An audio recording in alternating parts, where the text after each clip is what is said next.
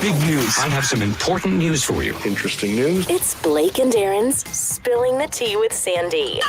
K-Man's top news headlines of the day from CMR. Brought to you on Kiss FM by J. Michael, fashion for everyone. Happy Monday, Sandy. Hey, good morning, Blake and Aaron. How are you guys doing? We are good. Missed you at the Jerk Fest yesterday. Oh, yeah. You should have come. No What do you got worries. for us this morning? So quite a bit of activity over the weekend that we were obviously monitoring. My gosh, the police appear to have been extremely busy. Right up until this morning, people may have noticed that Ocean Club actually has the entire plaza cornered off. So apparently there was a stabbing incident An with a Ocean young Club. man. Sorry, my apologies, Cotton Club. Oh, okay. I was like, I thought that Sorry. was Cotton Club. I was like, wait, what? Ocean Club? Yeah. Where's that? Cotton Club. It's over by Jake Scott, right? Okay, right behind it. Right Is that across one? from Eucalyptus. Yeah, okay. Yep. All right. So So that's scary. yes. So that's a young man known to the authorities, actually, Corey. His last name escapes me, but anyway, he's been stabbed by a young lady, which is pretty crazy. So that's a developing story, but they had numerous robberies over the weekend. And there was one that was a little bit crazy in that the person actually, I think people were coming home in their vehicles and they were forced to go to like a different location. So of course, there are concerns about that type of activity. There was a robbery on Shedden Road. Lone gunman, the police say, actually, decided to rob a restaurant. Two gunmen held up an individual as they exited the vehicle in Georgetown. This happened on June the 24th. And, there was some suspicious activity. This is in the area of Anthony Drive in Georgetown. So I think it's suffice to say that the police have at least 4 or 5, sort of robbery and attempted robbery related incidents over the weekend. But still no Wow. press conference to address it for the public. Yeah, I mean, I don't know if press conference is even what's needed at this point, because they're kind of the same MO over and over again, and we don't get very much from the police during a press conference, except, we kind of might know who it is, and we're working on it. That's true. I think the public needs something different to have some serious confidence in the authorities. Absolutely. There's also a school We need bus some arrests. That's what we need. Arrests and patrolling, seeing them on the beat. We need some arrests. We need some perp walks. Yep. Yeah. Show us who Yes. these people are. Mhm. Put them in jail. Absolutely. And I think also we, there was a bus accident on Friday. Don't know if you guys saw that. The trailer. Can I just go back one? Can I go back for a second on the last story? Yeah. I mean, I agree with Aaron in the sense of they should have a press conference when they catch somebody and go, here's the guy who did it.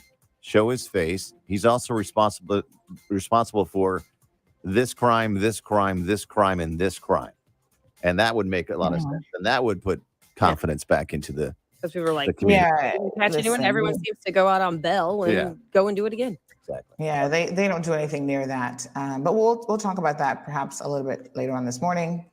Okay. But anyway, we got to run. So, All All right, Sandy, we'll see you up on Bobo, and we'll catch you tomorrow for the news headlines. Awesome. All right, Sounds so good. dial up this summer. All right, folks. So give me one quick second here. I'm just grabbing, trying to grab my Bobo links. Things are a little bit slow. Give me one quick second here. We are on vacay doing a live show this morning, so just bear with me as I get everything going. Oh my goodness. Some things are so slow. Slow. All right, give me 1 second. Hopefully this will load.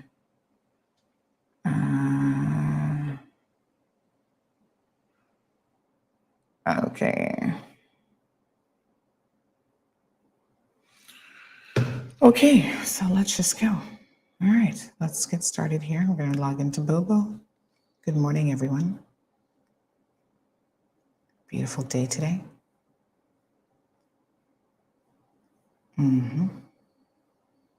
No, that's the wrong link, Kenny Chill.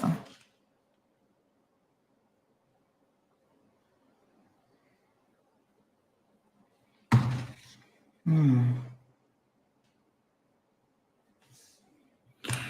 right, let me see. I think we're going to be late. Give me one quick second here, folks.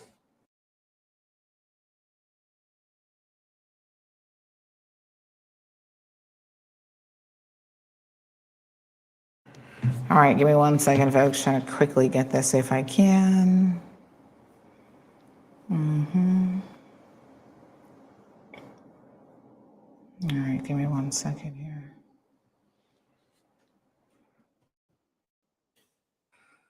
Okay, stand by, folks. I do believe we're going to be late unless I can quickly get this link.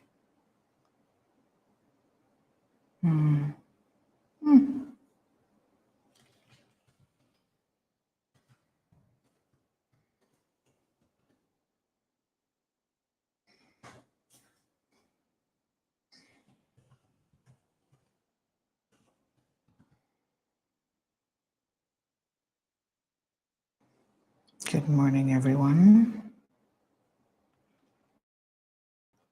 Let me see. All right, so they're gonna be a little bit later in radio, that's for sure. I was trying to get the link, but the wrong one was sent to me. So hold on 1 second, good folks.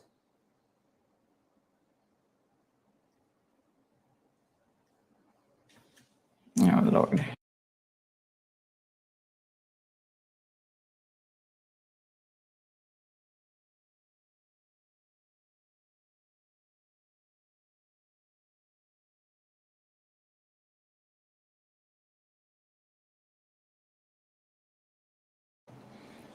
Good morning, everybody. Good morning. Oh, good grief. What on earth is going on? Ooh, we'll come to you. We'll come to you. 1 second, honey Jill. I see you guys waiting. Appreciate your patience. Oh, Lord. All right, give me a second here.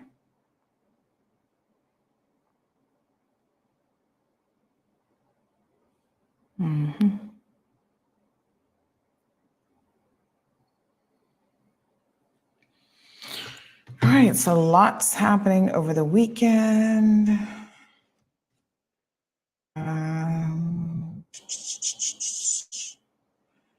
Miss Ann says, I can hear you loud and clear. All right, while we're waiting on that, let me go ahead and grab the links to send out to everyone in the WhatsApp. So just 1 second for me. I can do that in the interim.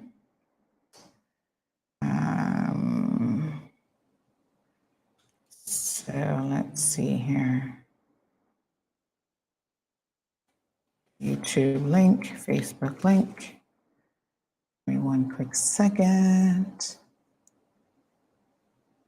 We are all of the links ready.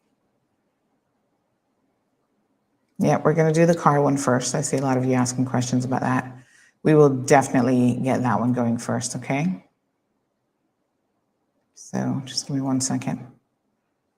I see a number of you already logged in.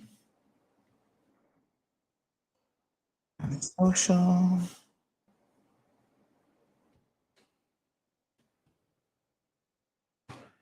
All right, so let me see if I have what I'm looking for yet. Yes. Okay, about to start in radio. Give me 1 second.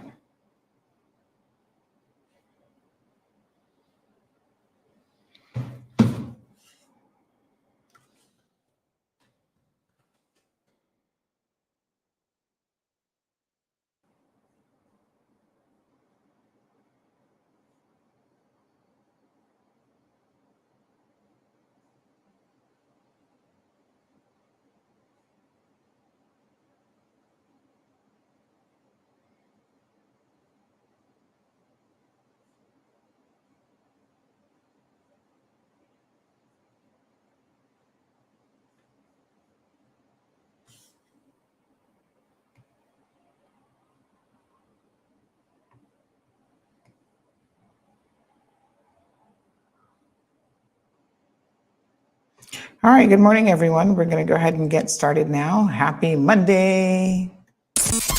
Bigger, better, bolder. The cold, hard truth is taking talk to the next level. Right here on Bobo 89.1 FM, Cayman's Community Radio. We are still spilling the tea and committed to being part of the change that Cayman so desperately needs. Join Sandy Hill weekdays from 7:30 a.m. for Premier Access, Cayman Voices, Truthful Thursdays, and much more. Cayman's #1 talk show is now bigger, better, bolder, and more than talk. Getting results with hot topics, consumer reports, court exposés, and more. I've come to set the record straight. I've come to shine the light on you. Let me introduce myself. I am the cold, hard truth. Now, from the CMR studio in Grand Cayman, live, direct, it's the cold, hard truth. Now, join the conversation on 345-936-2626. That number again is 345-936-2626.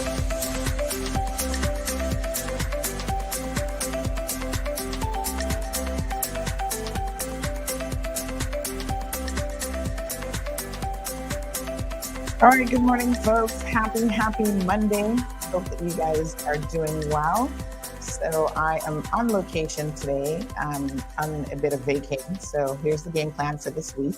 Monday through Thursday, we will have a 1.5 hour show. We'll go straight up until 9 o'clock in the morning.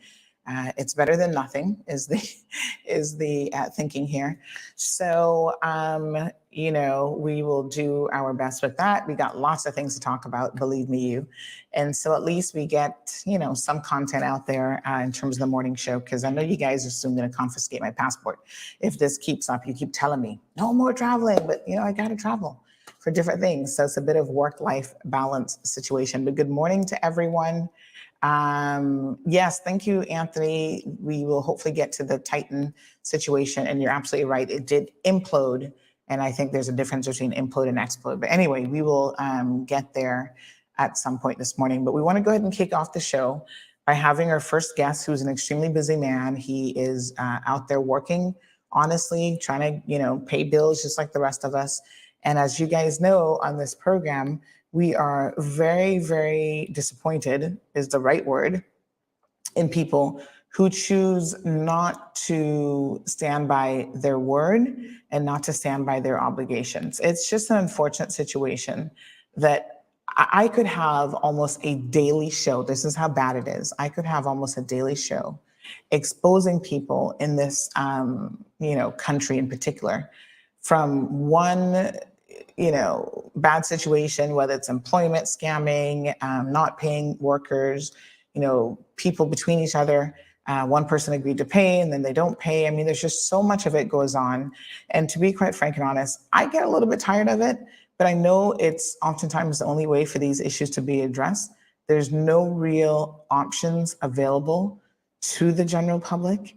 There's obviously small claims court that's available to you, and I encourage all of you to use that. But I'm also very, very aware of how intimidating the court process can be, and some of you are still hesitant to even go that direction. So if this helps even a little bit, even if it just helps in terms of warning the next person, don't trust this person. They have a reputation in this community for not being trustworthy, then that is what we're doing, right? Now, as you guys are probably well aware, I try to give people ample opportunity to sort it out amongst themselves. So just yesterday, somebody contacted me about a situation with them and a government minister. I said, okay, I'm going to reach out to the government minister, see what he has to say for himself. And I did that because I want people to have an opportunity to fix these things. Most are very, very simple, in my opinion, contractual disputes. A lot of times they're actually very, very straightforward in terms of who's in the right and who isn't. And, you have just got to do the right thing. I don't know why doing the right thing is so difficult for some people, but it seems like it really is. So one of the people that we're now featuring today, this young man, Jaron Carter is his name. We're going to hear the story from this guest who has joined us in studio about how he reached out to CMR. It's been a number of months now, folks. And oh yes, my apologies. I forgot to send everybody the link. I created and forgot to send it. 1 second. We contacted Jaron and said, listen, we've been contacted by this individual. This is a situation. Jaron didn't dispute the facts in any way, shape, or form. He says, yes, the money's owed. Oh, he doesn't have any money. Now, you guys might remember Jaron coming on the program. He was in the comment section, I should say, not really coming on the program, right? He was in the comment section when the premiere was on last time, talking about what is this government doing to support people like him who have more than 4 children. Well, he has about 15 kids, and he's pretty young. I don't even know if Jaron has hit 30 yet, but he's got about 15 kids. I think he claims 8 out of the 15 or something ridiculous. So he's at about a 50-50 point in terms of claiming them. There's so many things, and I know a lot of you heard my comments at that time, and a lot of you are like, oh, Sandy, you're going kind of hard. Not a lot of you, 2 people, in fact, were like, oh, you're going hard on him. And I'm just like, if you guys know the level of irresponsibility that it takes in this day and age to actually have 15 children, when you don't have any real recourse in terms of supporting those children, you don't have an education, right? You don't have a real trade or skill. You have nothing. You're always going to be at the bottom of, you guys complaining about minimum wage, you're always going to be that minimum wage earner because you've not done anything with your life so far to elevate yourself. And let me not put any negativity out in the universe on this individual. I'm not going to say you're always going to be there, but that's where you are now, and that's where you've been so far in your life. And there's no indication from you that that's going to change. There's no real like, okay, let me go out there and learn a trade. I'm going to, go to plumbing school. I'm going to do an electrical course. I'm going to become a mechanic. I'm going to figure out a business model and how to support all of these children. And these children are Caymanians, folks. He's a Caymanian, okay? So these are Caymanian children, that whether he wants to accept it or not, because then after, I asked him a few tough questions, he said, well, this ain't nobody's business. And it has nothing to do with you guys. It has everything to do with us. And I'll tell you why, because ultimately we are the ones who have to support these children, whether it's going to be through, NAU services or whatever the case may be. Yes, they're going to be our responsibility. And so you can be flippant about the fact that, you're living this, lifestyle where you can take care of 15 children or 8 that you're going to claim, whatever. Obviously, that's not the case. If that was the case, you wouldn't be asking the premier of this country, what is the government doing to help people who decide to have more than 4 children? What the actual, premier needed to say. And again, our MPs, unfortunately, don't have the testicular fortitude, I'll use that word, to that phrase, I should say. They don't have it in order to be able to ask the tough questions here, such as why? Tell us why you're having this many children. Because what we need to invest in is education in this country. What we need to invest in is, birth control, effective birth control, and giving people those options. That's where the investment needs to be. It doesn't need to be at the tail end trying to get you a house that can house 8 children, because it's more than just housing when you have that many children. It's food.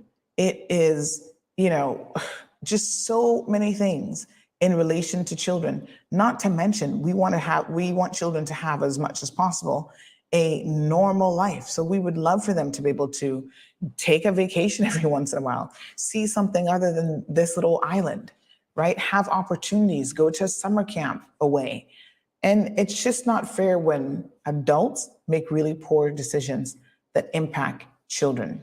And so, unfortunately for Jaron, he seems hell-bent on being that person. He's going to be that person that's going to make all sorts of really, really poor decisions in his life. So we're going to talk about it. We gave Jaron a warning. He said he was going to take care of it. That hasn't happened. I'll give you guys the details on all of that.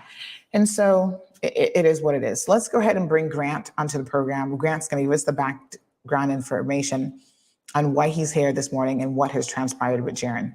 So good morning, Grant. How are you? Good morning, Miss Sandy. Good morning, everyone. I'm okay so far. Thank you very much. Yes. So you reached out to us. I can't remember the exact date, but I know it's been a number of months now. So can you tell us a little bit about why you reached out to us? And then we're going to go into the details of what actually happened with you and Jaron. Okay. Thank you. Yeah, so I reached out to you back in a couple of months ago because it seems like I wasn't getting any help or assistance from the police with this matter. Mhm. I was on my way from work. Mr. Carter ran into my car. I saw Mhm. you the pictures of that. And it was a pretty scary moment. We were there, standoff, as it wasn't really a normal accident. I was driving, he stopped and just like ran into me. So I thought it was probably someone was after me. So I didn't get out of my car. He didn't get out of his car. So we were like there on a standoff. Anyway, when I saw he came out, I tried to come out as well, glass all over me and all that stuff. Where did the accident happen? It happened right at the playing field at the roundabout, the library at West Bay. So all the kids were playing over there and whatnot.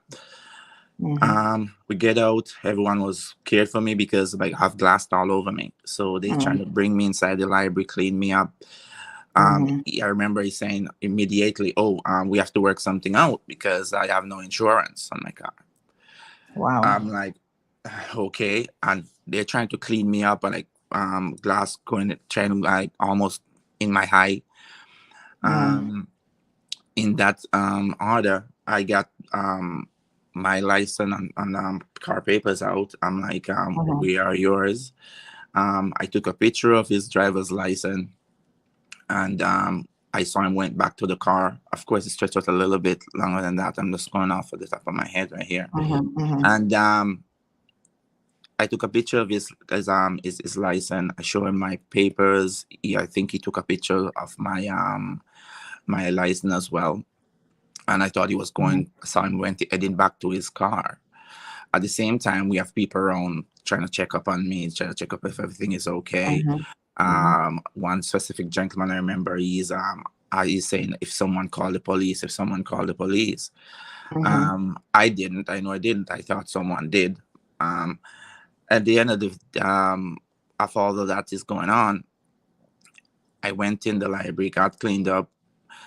Before that, I called the police because I saw him going to the car in Greenvine a bit to get. I thought he'd going to get his papers after he took a picture of my license and stuff on my papers, but I see it going in the driver's side. So I'm like, the glove compartment is not in the driver's side. So I'm like, okay, he said he didn't have any insurance, or probably is leaving. So I took a picture of the vehicle just so I can have a recollection of his his license plate.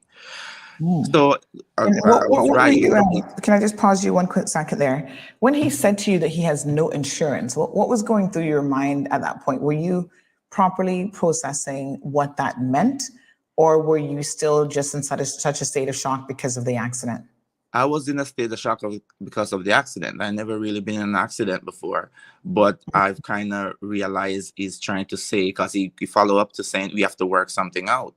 Is we are okay. Well, the insurance is not going to fix my car, so we have to work something out. So therefore, he's going to fix the car. I wasn't thinking anything of, okay, he can get in trouble or anything like that. But I know, like, okay, this has to be reported. They're happening right in front of the school. The kids could get dramatized or anything. I am freaking out. So I don't want no one to say, okay, their kid will witness an accident or there was glass all over the road. I have to pay someone to clean the road. Right. Because there's glass all over the road. That time he left. Anyway, I called the police. Then we went into the library. The lady took me into the library to clean the glasses off of me. Okay, so you did call the police? Yeah, I did. 100%. I wasn't going to leave. We don't call the police. It's just because I thought someone called the police already. So, because I've heard people uttering, okay, did you call the police? Did you call the police? Anyone call the police? So that came back out. He was gone, of course. And I called the police before I went in. So that was a good 35 minutes. Came out, no police still arrived.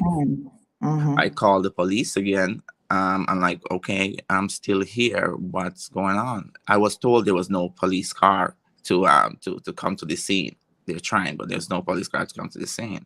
So So they asked me if, again, Wow. they asked me before if there anyone hurt, if the car's blocking the road. Of course, replied, no one's hurt. The car's not blocking the road. We pulled to the side. And that was going over 30 minutes. I just got break from lunch. It was 30 minutes. I got a whole break. This was like going in. I have to go back to work. So I asked them if, okay, can I come to the station and make a complaint because the person leave the scene, you know, and I'm here waiting, and you're not giving me any time. Did he say anything to you before he left? No. Oh, He didn't. wow. Okay. Anyway, so basically I was there, like, just sitting with people around me and kids around me, and I'm waiting for the police to show up. They didn't show up. I asked if I could report it after I come to the station and do all this. They say yes, that's fine, because they don't know when they're gonna get a car there, and I have to go back to work. I have employees I got to go check out for them to leave. So now I have a whole department like waiting on me. And they're hearing from people passing by, and I say, no, this person is in an accident out there. They're freaking out as well, because they don't know what's going on. So went back to work, check out, went back to the police station, made the report. The police that took the report then did not, wasn't the one who was on the phone. I was told that that person is getting off shift. So this other person took the report. So I gave them the report, filled them in on what happened and how we came here. They say, okay, they're going to reach out. Long story short, they basically assumed, I'm saying that, like, it's okay, it's supposed to be a civil suit matter or whatever. Are they trying to make me work out a deal with Mr. Darren and not saying, okay, you didn't show up, we didn't show up to this scene to actually process this properly. One of the officers said, okay, well, we can charge him for leaving the scene of an accident and dangerous driving and all that. And that's after I'm like, listen, I see like you guys are neglecting me. I mean, like multiple times I've gone to the police station, multiple times I've called. And so it's almost like you were forcing them to do their job. They didn't want to do it. Definitely. The last email I got from them, they told me I need to write a report. Oh, wow. And that's when I got fed up. I'm like, I'm going to reach out to you and see if you can help me. That's this is the last straw. And I didn't want to bring the police into this, but to tell the story, I have to tell a little bit of that part. And that's just a synopsis of it. Anyway. And do you know if the police have moved forward with it? I mean, have they done anything else? They reached out to him. Yes. They reached out to him. They finally got through to him. I was told that the car that he was driving wasn't his. It wasn't even registered in his name. And yes, it's not insured. The person said they sold the car to someone else months ago. Do you know who the car was registered to? No, they didn't tell me all of that information. One of the officers told me that, Mr. Carter was going to call me that day. If he didn't call me, must call them back. It so happened I have an appointment at the follow-up appointment at the hospital, and at the clinic in West Bay. They told me to go. I did, so he didn't call me, and he came, and it's so funny. He started to say, "What sort of vehicle was it? Do you remember? Sorry, what sort of vehicle was it? It was a Jeep, a white Jeep. Okay. Yeah, and I ran into him, and he was there. It's like he. All a bunch of excuses with a smile on his face as usual. Like, I lost my phone. I didn't have your number. It's just so funny. He used the word, I was about to call CMR to see if they can find you so I could actually pay you. And I chuckled. He was going to call us to see if we could find you. Locate me so he can find me to pay me. Oh, so okay. I chuckled. That's rich. I'm like, it seems like we're having the same idea. Yeah. I just say that to myself. But anyway, he didn't. That was the last communication with him, really. He did not reach out back to me. I let the police know, listen, I ran into him. He didn't call me. What you guys going to do about it? That's when I got the email from them. I need to write a report. And that's when I contact you. Was that? Sorry? How long after the accident did they say to you, they need a, because it sounds like essentially they need a statement at that point, right? It seems so, but I would think that the statement was taken from I was there initially, the first, the second, probably the third or the fourth time I physically going plus the amount of time that I've called. I think that would be probably the report. And me writing, I don't know if I probably am wrong. Someone can correct me, because I'm under the impression the police is supposed to write the report, not me. I don't know. Probably I could be wrong. Yeah, I mean, they should be getting a statement from you, Okay. not really a report. So if they're calling it a report, I'm a little bit confused by what they mean by that. Yeah. But it's their responsibility to put, the file together to send to the DPP's office for a possible prosecution.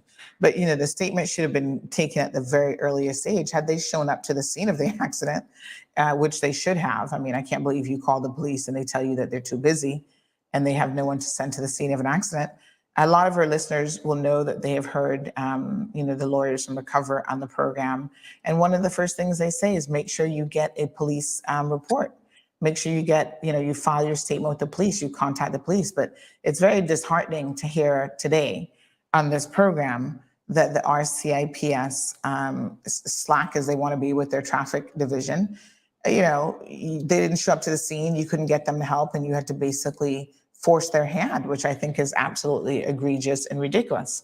But I mean, that's a separate issue, but obviously it's still one of grave concern nonetheless.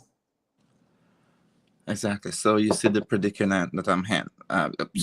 Anyway, that's the reason why I have to reach out to you. I'm like, okay, if I have to go to court or whatever, that's fine, but I'm going to try every way, which, and I send him the voice note as well. He have it.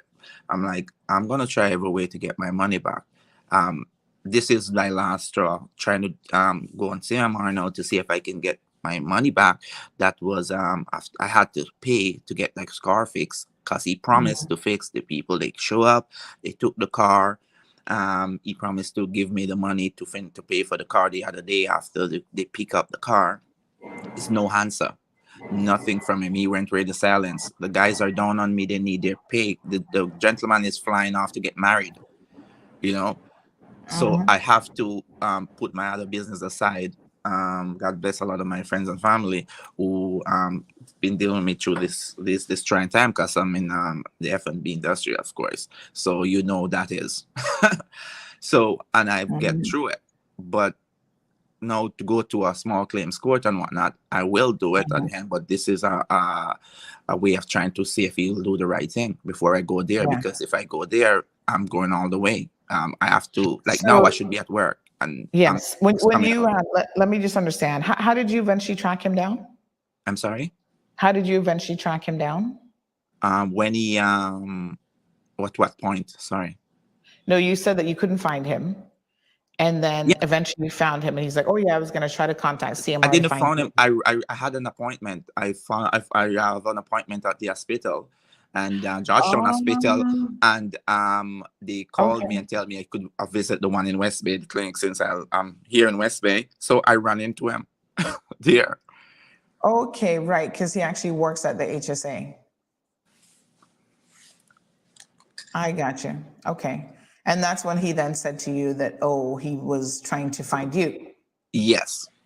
And he was going to contact you to try to locate me. All right.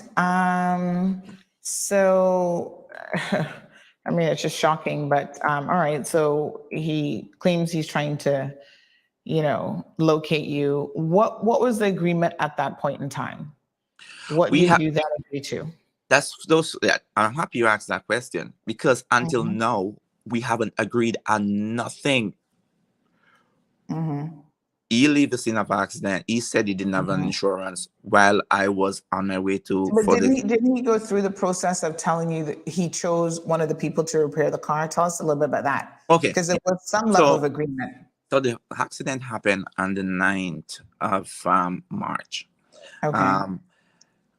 Went back to work, pick up from there, do the cash out, whatnot. I'm like, okay, I have to get estimates for these cars, for the car. So I reached out to two companies for the estimate, both of the companies. So it took like about a week, 4 days to 5 days to get the estimates, 2 estimates. I haven't contacted him. He gave me his number, but I haven't contacted him from the accident until I got the quotes. I sent him both of the quotes. He replied, which these messages I screenshot and send to you, because I try to do most of these conversation with him through WhatsApp and written. So therefore, just in case. And I sent them to him. He replied. He had other parties or other companies in mind to get the car fixed. I'm like, okay, no problem. As I said, it's all written. It's not from my memory. It's written. So I'm like, okay. So he told me of the two spots, two companies I need to go. When I heard those two names, I actually laughed, because I'm like, I don't know. He probably have shares in these companies, because these companies are known to be really expensive. And anyway, I went to those companies. I got the estimate. Of course, they were way over the estimates that I got, especially one. So he revert back and choose one of the companies that I've initially went to. And he's on the message, he said, okay, he okay with this quote. And one of the companies he sent me to for the quote actually charge to do the quote. And I sent him a message. I'm like, do you want to basically pay for them to charge you to do this quote? He said yes. I'm like, okay. Okay. That cost an additional $25 on that quote. So this whole time, this man is obviously acting like he has the funds and he has money to pay this. Exactly. When he chose the code, I reach out to the company for which he chose the code, and they're like, okay, we actually have someone in your area, so we come in to pick up the car immediately. Because I've said I've worked with them before as well, so they know. Okay, so I'm like, okay, no problem. So I message him. I'm like, they're coming to pick up the car now, and it's best you pay me, I pay them, instead of, because initially I said, okay, you pay them, you deal with them. But I'm like, it's not fair for them to probably try to reach a stranger. They know me, you pay me, I pay them. Anyway, he said yes. So they pick up the car. I told the guy, okay, then I will get you the 50% payment tomorrow. The gentleman's going to pay me. I had money in my pocket. I told them that, but I actually gave them money. But I told Jaron, okay, the guy is coming for his 50%. They pick up the car. I didn't want him to know that I actually pay out my pocket for the initial down payment. He said no problem. Must call him Friday. I think it was a Friday. He went missing. That's when he went cold. No deposit, nothing. The guys, they fixed my car. I guess they fixed it really quick, because obviously at the end I found out why. He was going to get married, so they needed the money. So the gentleman finished and need his money. Can't get to Mr. Carter, no way. So again, I have to pay the gentleman for my car to fix it. So the quote is there. I sent you all of that. Plus is $25 that he decided he want to pay his friends to get me a quote from. Okay, so you get the vehicles fixed. He actually, as you said, chose who he was going to utilize. You get the vehicle fixed, and then what happens from there? Yeah, the last time I saw him is when I ran into him. And when I ran into him, he said his phone was broken. So I got back his contact. We messaged from there. I'm like, okay, what is your action? Like, oh, you're gonna get this paid. And I think at the same point in time, I reached out to you around in the same time. I don't remember what I ran into him first, or I reached out to you first. But I think when you teased the story, he messaged me and said, oh, I think we got to go to court for this. Now you reach out to CMR, and I think he blocked me after then. So that's the first He actually sent to you, because we did put up a post. Ironically enough, we didn't name him in the post, but we said something about people who are like, on Facebook being, what was the word that I used? Flaunting this lifestyle. And it's shocking that he knew that it was him, because immediately he contacted you and said, oh, yeah, exactly. We're going to go to court. And in addition to that, he also would have, because I think I'm just trying to check my messages here. We did reach out to him as well and said, what are you going to do about this? Now, this is on May the 14th. Now, he did not say anything to us about the fact that he was going to take this to, well, I'll tell you exactly what he said. So I want to add some elements to the story. So what he said was, just give me 1 second here. So this was May the 14th. He said, hi, Sandra, this is Jaron. So he reached out to us. I told Grant that I would pay him and I don't get paid until Friday. That was the only problem, other than I didn't have any money until then. So I said, okay, Friday coming. I said, all right, I'll give you until then. Thanks. I'm not sure if someone is trying to reach the show, but let me encourage you all to call the show number this morning. 936-2626. So we are overseas and doing the show kind of remotely, but the number should still work perfectly fine. So yes, he never said at that point that he was going to be, I'll tell you what he did say about court, which I found was interesting. So I said, oh, okay, we'll give you until then. And I said, when I said Friday coming, he said, yep, government payday. So this was back in May.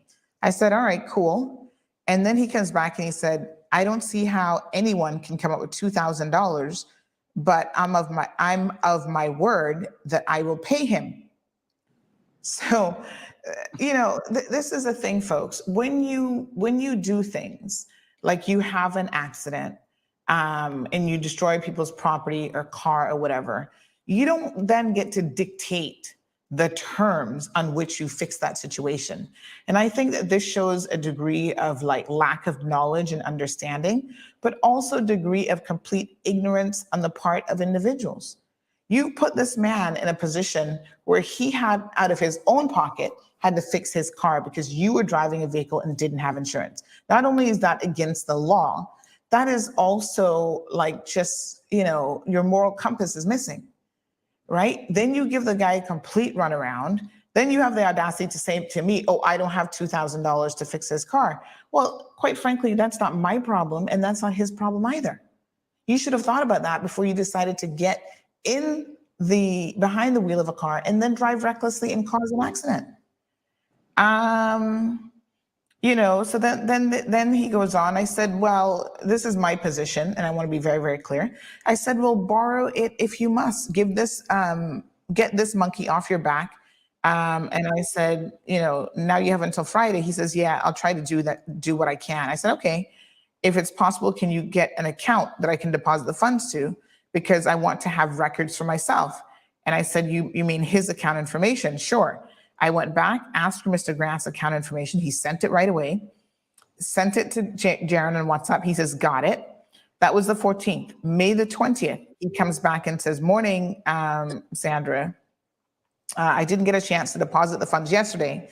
So would you kindly update Grant for me that no later than Monday, I will deposit the payment. I'm off in the morning on Monday. I said, good morning. I said, first payment, because he said, can you please tell Grant that I will deposit the first payment? And I said, first payment, question mark, because it's the first time now I'm hearing that this dude is going to use a payment plan. And I said, I'm not sure that he agreed to a payment plan. How long is this going to take? So you see now how people really, the nerve of some people, this is absolutely ridiculous, right? You tell the man you're going to pay his money back. You don't make an agreement with him to do a payment plan. You can't just unilaterally decide how you're going to handle these things. If the man agrees to a payment plan, then that would be an agreement between the two of you. You don't get to jump up and say, oh, I'm going to do a payment plan. The man didn't agree to that. So that's why I questioned. I said, first payment? I said, I'm not sure he agreed to a payment plan. How long is this going to take? Then he replies, well, I don't have $2,000 to give him up front. I don't make that much at all. If I did, would have no problem paying that. I can give him what I can afford. You see the nerve of people? And this is a man who right here in this platform had the audacity to talk about, we mustn't worry about how many children he has. Well, sir, obviously we worried because you can't pay your bills. Okay? Then he goes on and says, I said, but you need to, I said, yes, but you need him to agree to that, as he may not. So what's your proposal? You can't unilaterally make a payment agreement on your own. Then he goes on and says, well, if he can't deal with the payments, then I'll have to go to court. Then it will have to go to court. It would be payments or court, which they will suggest payments also. Court will just take longer. Let me say something about this part of it, right? Because again, this shows the mentality of certain people that we're dealing with. And I'm afraid to say that unfortunately, Jaron has this mentality that, oh, if I take you to court, the court process is going to be long, it's going to be drawn out, the court's going to pay me in a payment plan. These are people, Jaron is used to this from his experience with child support, right?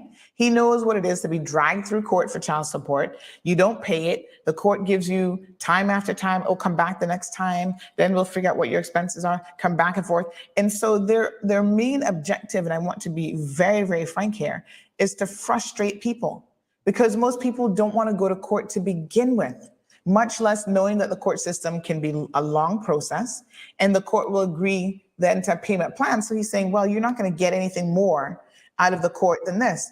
You know, this is where, in my opinion, the court really needs to start putting their foot down. Garnish wages. And at this point, I don't care how many children he has. He claims that he's perfectly capable of taking care of his children. So garnish his wages and take $2,000 out and pay this man his money. Right? And I'm going to show you, for a man who claims that he has no money, this man is living his best life. And this, to me, adds injury to insult. How can you be out there taking a vacation and living your best life, knowing that you actually owe money out in the streets to people, to Mr. Grant? What on earth is wrong with Jaron? Alejandro, good morning to everybody. I'm going to go through some of your comments here in just a second. Leroy says, yes, deduct his pay. We'll come to some of your comments. So, Mr. Grant, you know, I had messaged you to say, right, Jaron promised that he was going to pay it back in the middle of May. That hasn't happened. So now we're into June, almost July, and still you've not heard from this man? Zero. Nothing. All right, we have a call on the line. Let's see if we can take this call. Good morning, caller. Welcome to the program. Hi, good morning. Morning, caller. I was listening to your talk about the man who was out the money. I mean, if this is really the mentality that Jaron is going to have, then I think that what the man who's up the money as best as he can, fix his car. If he has to borrow, he has to borrow, and then sue Jaron for the money. He's fixed the car. So to be very, very clear, the car has been fixed. The man had no option but to fix his own car. And, you know, he intends to take Jaron to court, but he also wants people to be very much aware of the type of person that Jaron is. You know, and we're going to talk about what Jaron has been up to in the last week. He can afford to take a vacation and go to New York, but he can't afford to pay this man's repairs to fix his car. All right, well. Yeah. Shocking, right?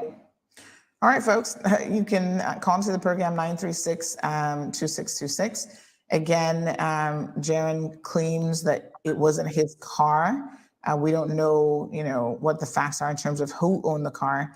And I want to address this as well, that if you are the owner of a vehicle and you allow other people to drive your vehicle, knowing that it's not insured, you have to be responsible for that. So at some point, sir, I'm going to actually recommend to you that you try to find out who the actual owner of that vehicle is, because I'd love to know. You know, we have all the screenshots and conversations between you and Jaron when you could get a hold of him. You know, we have the photos of the damage to the vehicle. I think he even sent us a voice note of him, you know, saying that he would actually pay this back. You have your quotes from H&R Auto and several other quotes. I mean, you sent us every single document. You had Andy's Auto. There's another one there, I think Kia. You know, you sent all of this information to us so that we could make sure that we had all of the facts. And here we are months later with Jaron still not doing the right thing. Unbelievable. And this is from March the 9th, folks. So this is going on for quite a while now. All right, let's take some of your comments. I see we have over 600 people on the live stream and countless more undoubtedly listening to this situation on the radio. Would you have a caller? Good morning, caller. Welcome to the program. Good morning. Hi. Yes, Morning. I just wanted to report that there is a gentleman named Brewster Smith who works for the NRA, who has, he bought a car from me in 2019 and decided to put himself on a payment plan, and he still owes me $5,800, and doesn't reply to any messages anymore. I know exactly where he is. I know exactly where the car is, and I've tried to get the police involved, and they have been of absolutely no use. But Brewster Smith is out there. He claimed for a long time during the pandemic that he didn't have a job, and I understood that and told him that whenever he could get money, he could send it to me. And then now I find out that he is working and has a full-time job at NRA. So Brewster, and if you're listening, you're welcome to start to pay the rest of the money back that you owe me for the car that you essentially stole from me. So you're saying that he works at the HSA? No, he works at NRA. Brewster Smith. Well, I've got an update, my dear. I've got an update for you. Someone who's listening to the program says, "Morning, Sandy. Brewster Smith no longer works for the NRA. He was let go recently." Oh, well, what a big surprise. Well, then I guess I'll have to try and find out if he has a job, or if he's back in jail in the United States, or how I can get my money back from him. So if anybody knows where Brewster Smith is, or if he's working, I'd really appreciate you calling Sandy and letting her know, because I'd like my money back. Not even back. I'd like the money that we have a contract, and all of the WhatsApps where he promises and promises and promises, and he has never ever given me the balance of the sale for the car.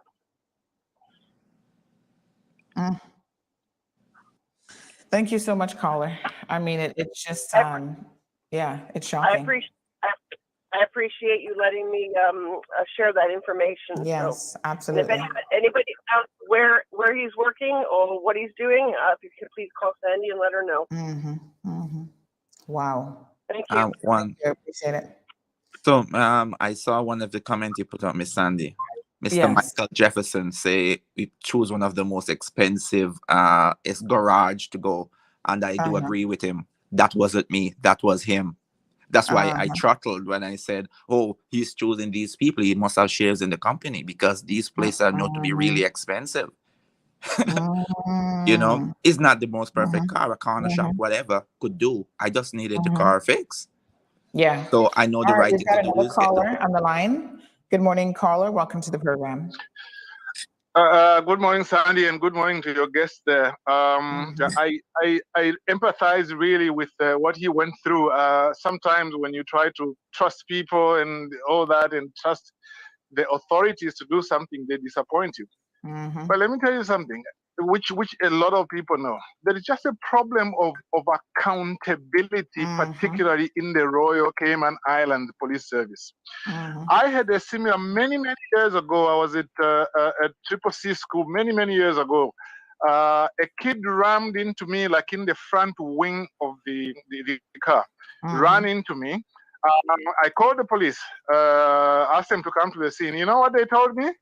They said, is it a big scratch, or is it a real big accident, and so on? So I said, well, it is not a small scratch. My whole front wing there is banged in. You can see it 50 yards away. You can see that thing has been banged in. That's what it is. So can you please come to the scene? No, sir. You see, because if it is not really a big bang, I said, excuse me, I'm calling the police. I'm calling the police. Are you ready to come to the scene? They took me in a roundabout way until finally I told the parent to the kid who ran into me. I said, you know what, the police are not coming. I want you to sign an admission that your daughter was wrong, and I will have it witnessed right here. So happened to be a decent couple, and they said, okay, fine. Then they signed an admission there. to say that they will pay for the repairs and so on and so forth. And I had it witnessed on the scene. I wrote it on the scene and witnessed on the scene. And that's how we resolved that, and they paid. But what he's saying about the police not being able to come to the scene and those kinds of things, those are the things that the ICP-IPS does. You remember the lady who was, I know who that lady is, who was on your show way back with her daughter, and at the police it was found that, she complained and the police were doing nothing about it. Yeah. That's the way they operate. There are people in the police, for example, who have been known to make false claims. You fill out a form and you say that I have done this work, but you haven't done the work. Then you are paid the money, and you do that several times. And when they are found out, the commissioner of police says, no, let them just pay back the money. That is breach of trust. It is theft. It is forging a document and so on. Something needs to be done about the RCIPS. I know that it's a broader issue. Something needs to be done about the RCIPS. Just like, let me finish on this. I myself, I proved by documentary evidence of 12 emails to show that what a judge wrote in his judgment, it was a deliberate lie. The judges know it. Every time I've gone to court, when I've tried to read the emails, even the judges themselves try to prevent me from reading the emails, although I have told them I am going to read them anyway, and I've read them anyway. To this day, that judge has not been held accountable. But I'll brief you a little later on about what had happened to that case. But there's need for accountability, particularly in the RCIPS. Thank you so much, caller. Appreciate it. So, folks, 936-2626. If you have the option to call on WhatsApp, because we are overseas, we're trying to save a little bit of money, feel free to call us, as that caller just did, because he's overseas as well. Call us on WhatsApp. Mr. Grant, do you remember the type of vehicle that white vehicle is? Because I'm told that that's actually Jaren's car. Yeah, it's a white Jeep. I think I did send you the picture of it. I just got the back snap of the vehicle driving. Yeah, that's it right there to the back. I see. Oh, okay. Because I've got, I'm sure you guys can hear the constant pinging here. I've got people blowing up my WhatsApp messages about this situation, because in fact, the irony of this is that not that long ago, Jaren had posted on social media about how he got this new car. He went to the bank, I guess, and got a car loan for this same white vehicle. So it's a little bit strange that he is claiming that that vehicle, or somebody's told you that vehicle is not registered to him, and it didn't have insurance. The officer told me that. And I mean, I guess he's not driving it now. No, I see it on the road still. I see it on the road sometimes. Oh, yeah. Wow. So apparently he wrote off his blue car. So he's had other accidents and stuff before. No insurance and still driving up and down in this vehicle. So shocking. I don't know who's driving it, but I do see it sometimes on the street. I'm assuming you live in West Bay, which is where he lives as well. So funny you say that. He told me one of the time when he told me when he told me he's gonna drop off the deposit, he's like, oh yeah, I'm coming to West Bay to visit family. So I'll bring the money when I'm coming. So he gave me the impression he didn't live in West Bay, but back and forth from work, I see him. I'm like, what? This guy live in West Bay? I'm trying to make it seems he doesn't live in West Bay. So that's when I started catching in little lies. I'm like, I don't think he's going to pay me, and the reality starts setting in. I'm like, so this person says, morning, Sandy, but Jaren is up in New York having a wonderful time. Another person says, but wait a minute, he's in New York on vacation. What do you mean? And I said, yes, we're going to talk about this, because you see, this now is where, this becomes added insult to injury. So here's an individual who is, has money to go on a vacation, family vacation in New York. Apparently, thank you so much to our astute listeners. Oh, you guys are just amazing. All the information that you're sending me here. But let me just share this vehicle. So this is the one that I was thinking about that he actually had owned. So this is a blue, what's that Chinese brand called? Shangan or whatever. So this is a blue car that he had, crashed it at the Jake Scott intersection, another serious accident. So let's have a look at this one. I'll try to find out when this is, but this was another serious accident, right? That he was involved in, totaled this brand new car that he had went to the bank and gotten a loan for. Now, I don't know how or where he got the white vehicle from, but he lives in West Bay with his girlfriend and mother of 2 of the children. And they can afford, let me show y'all the pictures here, because, you know, pictures are worth quite a few words here, because I mean, the audacity again, and the shocking nature of what people do to me is just unbelievable, right? So you owe people money and you're so not concerned about any of it. You can afford to take a vacation to New York, posing off with your nice gold chains, dressed to the T's, looks like, you know, the man looks like he walked out of a fashion magazine, looking really, really good and not a care or concern in the world. You guys want to see how concerned Jaron is? This is what he posted on his Instagram. People are sending this to me. He says, I know my exes see me and be like, I hate this sexy MF. Really? That's where your mind is. That's what you're worried about, that your exes are somehow concerned about you and they're throwing hate and shade at you, when really what you should be doing is trying to pay Mr. Grant back his money instead of vacationing in New York. So here he is in New York again, kissing a snake. Looks like that's probably Times Square, having the best time of his life, posting family reunion photos and the works. Listen, you can live your best life. No one is here saying you can't live your life, but when you're out in these streets and you actually owe people money, yeah? Where do you find the audacity to be demonstrating that you're living such a fabulous life that you can afford to travel? Now, some of you might say, well, Sandy, what if the woman paid for the trip? Maybe Jaron didn't pay for the trip. I don't care. This is his woman, his live-in girlfriend. He lives in her house, right? His baby mama, 2 of the children at least belong to her. If you can afford to pay Jaron's way to get to New York so he can go to a family reunion, go to Times Square, dress his best, you know, look like he's stepping out of GQ magazine, then you should also take the responsibility as his common law partner, whatever you want to call yourself, to ensure that this man is actually meeting his financial obligations.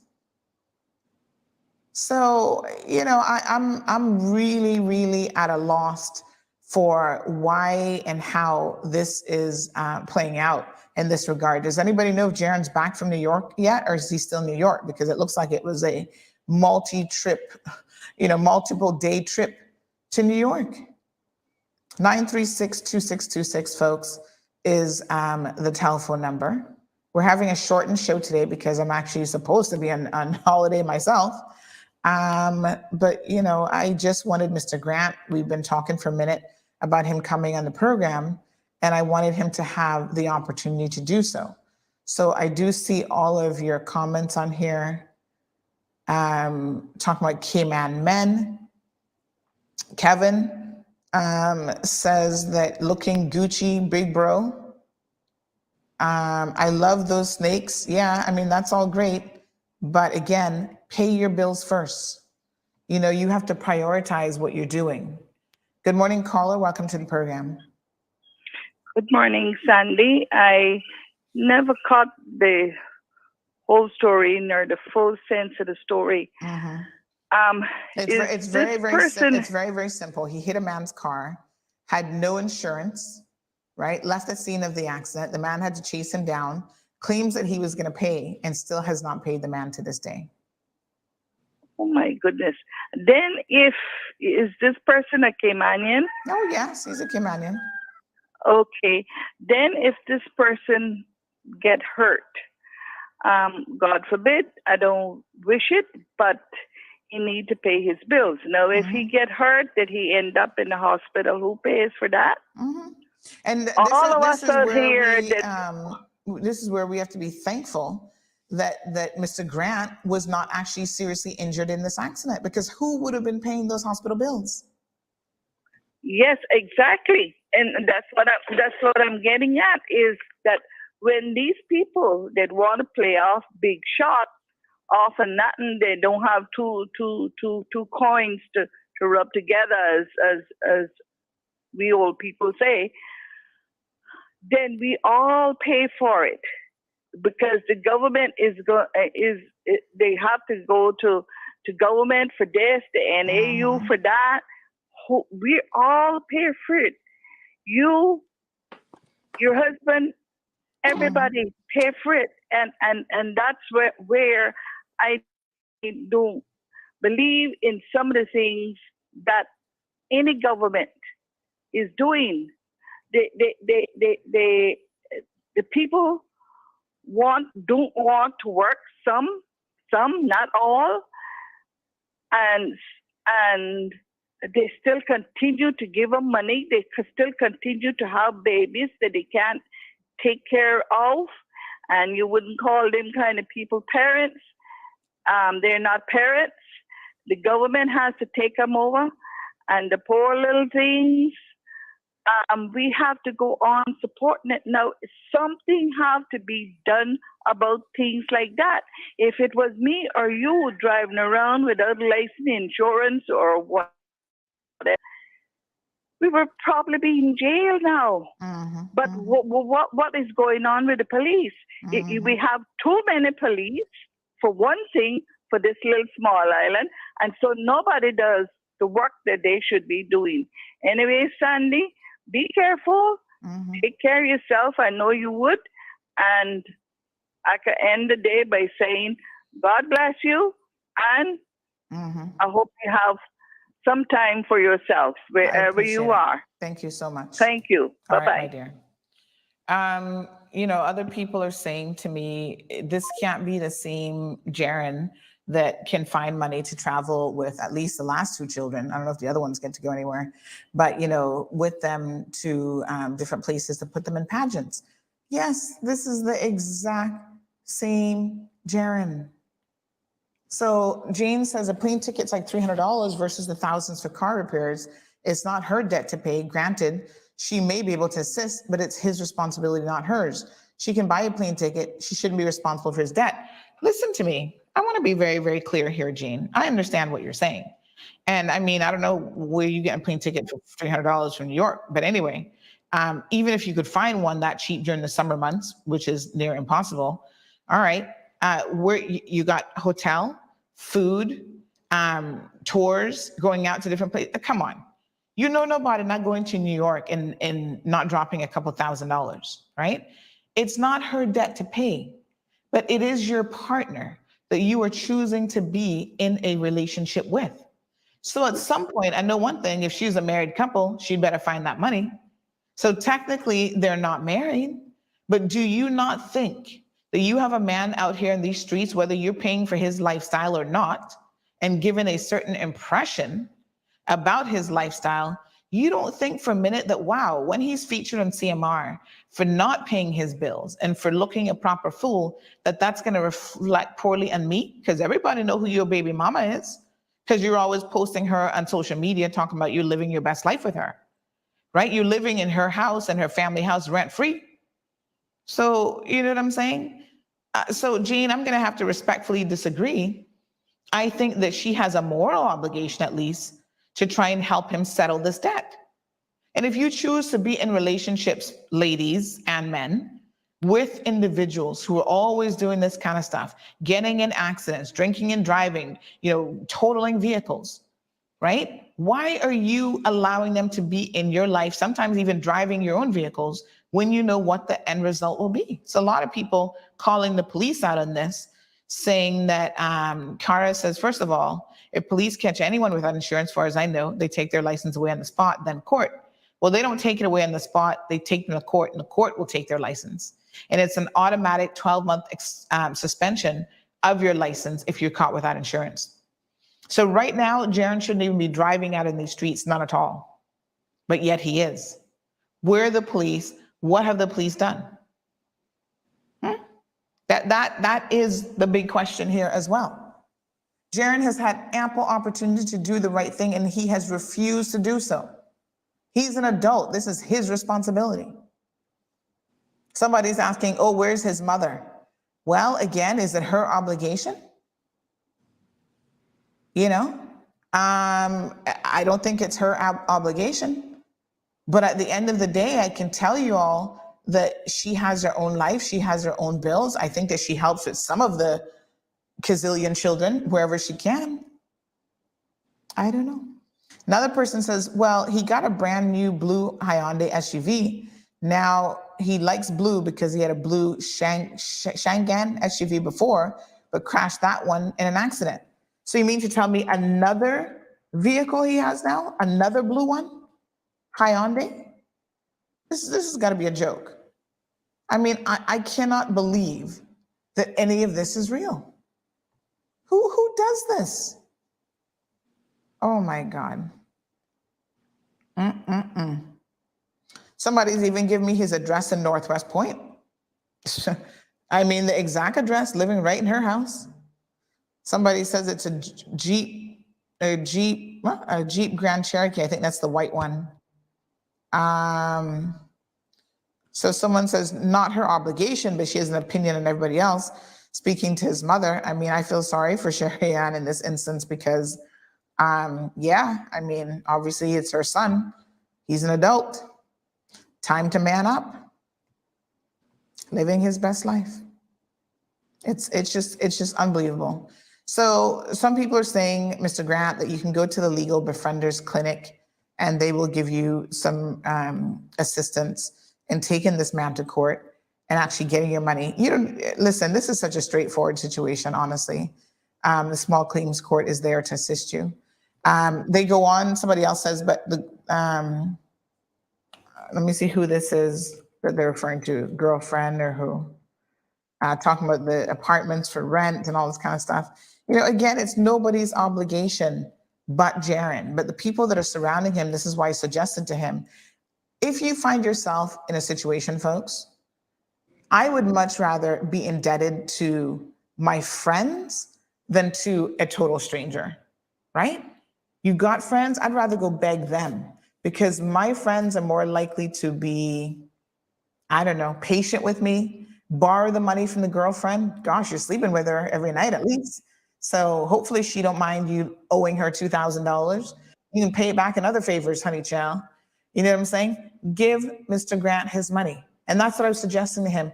Find someone that you can borrow the money from. Find a friend. You don't know Mr. Grant. And to have this out there hanging over your head is certainly not a good look. Somebody says he does live in West Bay with the baby mother. She is his gold mine. Well, she can't be much of a gold mine if she's not able to assist him in paying.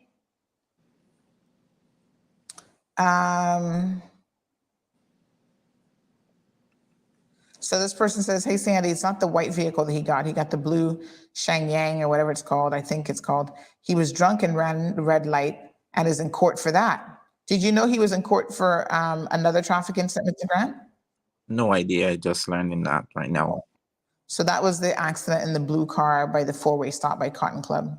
Yeah, Wow. I saw you post that at some point. Yeah. Because what we need. So that's news to you. Yeah, that's news to me. I had no idea. Wow. Unbelievable. This person says, good morning, honey child. Hope all is well. Are you on air? Yes, we're on air. Tons of people. At one point, almost 700 people listening to the live stream this morning. So sad. Let me read some of the comments, Mr. Grant. Let's see what people are saying in the comment section. So many comments, I can't read them all, but Ms. Brenda says, no insurance. He's automatically at fault. That's an offense. Apart from it being a traffic offense, which usually goes to court, unfortunately, if you don't claim on your insurance, you'll have to sue him. Anthony says, how did the police not have a car to send out? Like, can we stop and really think about that? Oh, Anthony, we can certainly think about it. The police have a lot to answer for in a case like this. Ms. Brenda goes on to say the police should have documented a report and you would have given a statement. Miss Debbie says, my car has been off the road since April because a driver hit and run while I was parked in the yard. Oh my gosh. What a mess. Ms. Brenda says, have his wages been garnished for child support? I don't think he pays child support for all of the children, but I do think some of the baby mothers have taken him to court. Liana says, does his mother, Sherry Ann, know about this incident and his whereabouts? Again, him being an adult, she does know about it. And I think she was willing to assist up to a point, but if she doesn't have the money, you know, I don't know. Sil3 Inc. I'm not sure what your name's supposed to be, but he says, Kiman police them a waste man, some waste man. Well, most of us would agree that some of them certainly are. $2,000, that's little change. Better he pay it now and don't wait until it goes to court. He'd be paying more. Well, this is the other point about it going to court that he seems to not realize, is that he's going to pay more when it does go to court, indeed. But he has this attitude that the court is going to put him on a payment plan, and I guess he'll be paying that for years. Nolan agrees that the police them are waste men. And like I said, I don't want to clump all police officers together, but I can't believe that you would call the police and they would tell you that they don't have anyone to send to a traffic accident. To me, that's ridiculous. Just crazy.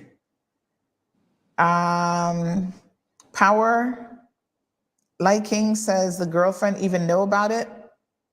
Well, I don't know. I guess she knows about it today. She probably knew about it in May when we posted it up and he started commenting in the comment section.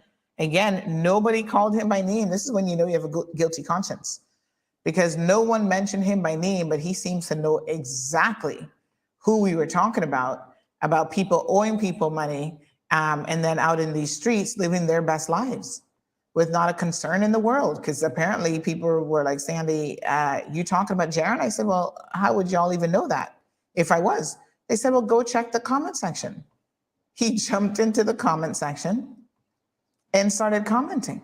And I was like, oh, okay. I guess when that saying about when you throw a rock into the pig pen, whoever does the squealing, they're the one. So it's interesting, but he certainly knows that it was him. He was given an opportunity. Even if he had given the man $500, a show of good faith to say, sir, I fully intend to make good on this. But he doesn't do that. Nothing. He just expects this man to sit down and what? Never get paid back his money? Unbelievable, folks. Unbelievable. Gareth says, Jane, referring to Jane, that's the price per person. According to what I heard, it was a family vacation, and tickets to JFK run between $300 and $600 KYD round trip. Good morning to Johan. Liana says she and her family paying for everything for Jaron, and I won't be surprised his woman does not know any of this, these matters, including other unborn children. Other unborn children. Oh, you mean he's gotten other people pregnant while with her that are not yet born?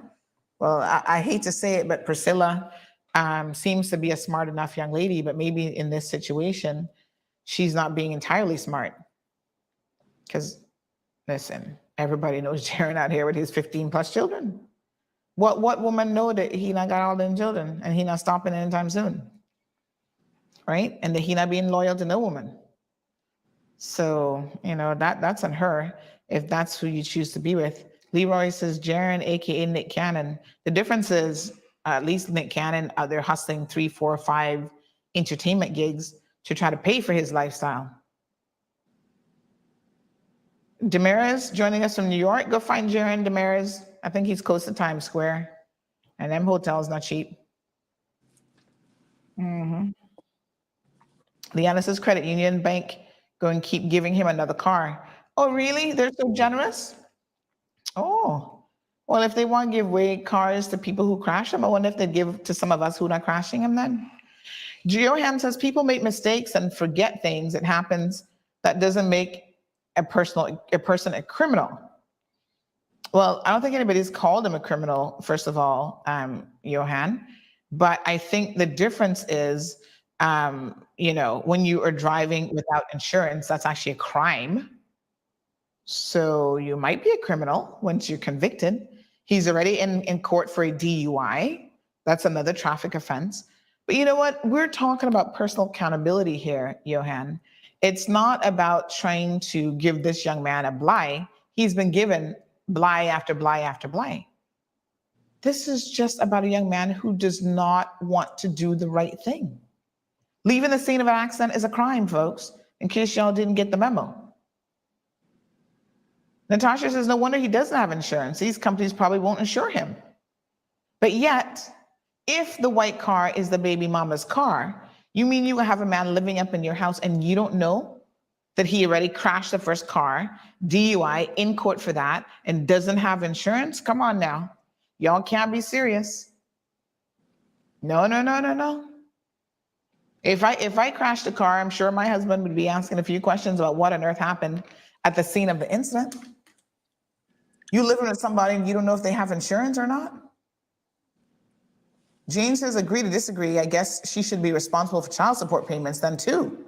They aren't married. Yes, they have children, but this woman should not and cannot be held responsible for his debt. Best life or not, leave the woman out of his mess.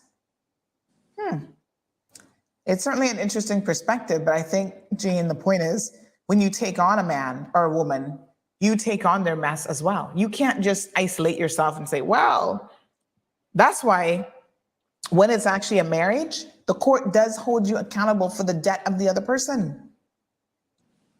So even these common law situations, that the new law in relation to common marriages, what's it called, common law marriages, you will be held responsible for other people's debt. So, I'm saying a live-in girlfriend is not far off. Angelina says Jaren works at the HSA, General Clinic, second floor. Oh, we know. And this is unfortunate. Jane goes on and says, Lord, let me hush. I don't know the details of people's life. Well, you see, this is the problem, Jane. When we start to hear more and more of the details, you see how this becomes less defensible, right? So Alejandro says he's not a criminal. Why the manhunt? Are you sure he's not a criminal? Leaving the scene of the accident, no insurance, those are criminal acts. They might be traffic, but they're still against the law and those are still criminal acts. Right? This man just wants his money. He just wants his $2,000. All of you, I have a suggestion. All of you feeling sorry for Jaren, put together a little fund. Each one of you give a little $500 and he'd have this debt paid off in no time. That's what y'all should do. I mean, it's just ridiculous. Miss Alice, good morning to you. Mr. Grant, I don't know. It's just unbelievable. El Rey says, not all the traffic police are waste men. I had a traffic accident and the responding officer was very professional in dealing with myself and the person who caused the accident. A report was written up. The officer gave me his contact details in case I needed to follow up. Thank you so much, El Rey, because I don't like to lump the police together in one big, bag of anything, because I think there's good and bad even in the RCIPS. I think the police, they did such a horrible job in this situation that when it goes to court, because of course it's going to, it seems like that's where it's heading, they're going to be some repercussion in their part as well. Because their thing is like, it's so much, I've left out what they did and didn't do. So that's just the icing on the cake for them right there. But as you mentioned multiple times, I really just want to get paid back and move on. But if it has to go here, well, that's where you have to do. This person says, I think she assists more in the upkeep of his lifestyle. They said, unborn baby's messy. What a mess. The insurance won't pay the other people because he was drunk, and they won't pay him off. So far as I know, he's still paying the loan on that. Oh my God. It's parked behind his mother's house. This is the wrecked one, the other one, the blue one. This happened last year, like 2 months after he got the car. He managed to wreck it. Oh my God, what the hot mess. Unbelievable. So why is he out here driving again? Can y'all help me with this part of the equation? Clearly he's, DUI, can't be a good driver. My God. Good morning to Marshall. So any suggestions, folks, on how, I guess he'll have to go to court. That seems to be the only recourse here. It's very unfortunate. And the other thing that I would like for people to maybe have a think about is, Jaron does have a job, and he must be mindful of the fact now that his employers, I'm sure this morning, are probably hearing this show and seeing the kind of reputation that he's giving the HSA, which is a government agency. So I don't know, just unbelievable. He could find himself in a bit of a situation, even with the DUI, once that's finally dealt with. I don't know exactly what he does at the HSA, what the job is. But Mr. Grant, we're going to wish you the best of luck. It is an unfortunate situation, and we hope that you get paid your money back. Thank you so much. And thanks for having me. And thanks to everyone who commented. And I will take some of your advice to heart. Thank you. Yep, thank you too. All right, my dear. Just unbelievable. El Rey says, can't recover, take this on. Unfortunately, because he has no insurance. Normally they take on situations where there is insurance and the insurance is trying to fight the claim, for example. But in a situation like this, who is going to pay the bill? He's saying that he doesn't have $2,000. So where is it going to come from? I don't know. Not So Hot says he's too far gone in debt. He will never catch up on paying. I don't know what else other than the child support, but even child support for 8 out of 15 children is still a lot of money. Even if you were just paying $100 a week for each child, you know how much money that is? Lord Jesus. Wow. Good morning to Miss Sonia. Miss Monica says, a quick question. Is Jaron the same person that put Indian guy in Mall Road some time ago for stealing papaya? I don't think that was him, no. Belika says, in case you have not covered it, you can complain to the Ombudsman's office for maladministration if he wants to go against the RCIPS as well. Yeah, I think that a complaint should be made to somebody, and I think you're right, the Ombudsman's office might be the appropriate one for this. But yeah, it's just quite shocking that they have also mishandled this situation. 936 Bobo's telephone number. Short show today because I'm technically on vacation. I'm going to enjoy some of it. Just as a heads up, in October, I'm taking a proper 2 weeks vacation. So we'll sort of re-air shows. We're not going to do live shows at that time. So just in case you don't know, now you know. All righty. Because work-life balance, as they say, is really, really important. That's my birthday's in August, but I'm doing my birthday trip in October. Good morning to Marco. How are you? So good to see you here. Alejandro says, Sandy, what are you going to say about minimum wage now? How do you talk about that? Well, we talked about that last week. Did you miss the show? Please rewind to Thursday's show. We did a whole segment on minimum wage. You guys need to go and give your feedback on the whole minimum wage situation as well. Gareth says somebody needs to get him off the road before he hits me. My God. It's very, very dangerous to allow people to drive your vehicle if they have this kind of a record. And again, I know for a fact that the girlfriend has to at least know that he's crashed that car because lots of pictures floating around. She obviously lives with him. She would have seen the vehicle crashed and whatever. there's some level of complacency in this type of situation.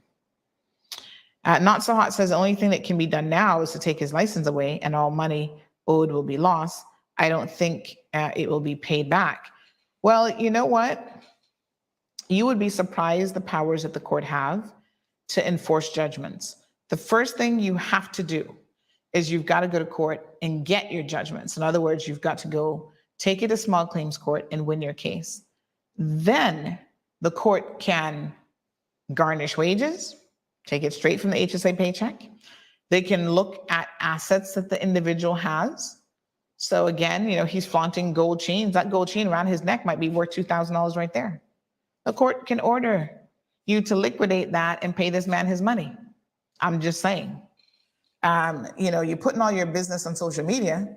You seem to be living just fine. So when he goes to court and then Jaron says, oh, I'm broke, I can't pay nothing. And Mr. Grant pulls up this picture and says, but Your Honor, this is a man who can take family vacations to New York, right? And can dress Jaron is a nice looking young man. Look at how well he dresses. That coin and necklace around his neck's probably worth at least $2,500, Your Honor. And the judge is going to go, And what kind of watch you say you're wearing? Okay. Maybe we need to confiscate some of those things. More hot mess. Let's talk. We're going to change gears a little bit. First of all, today is Monday.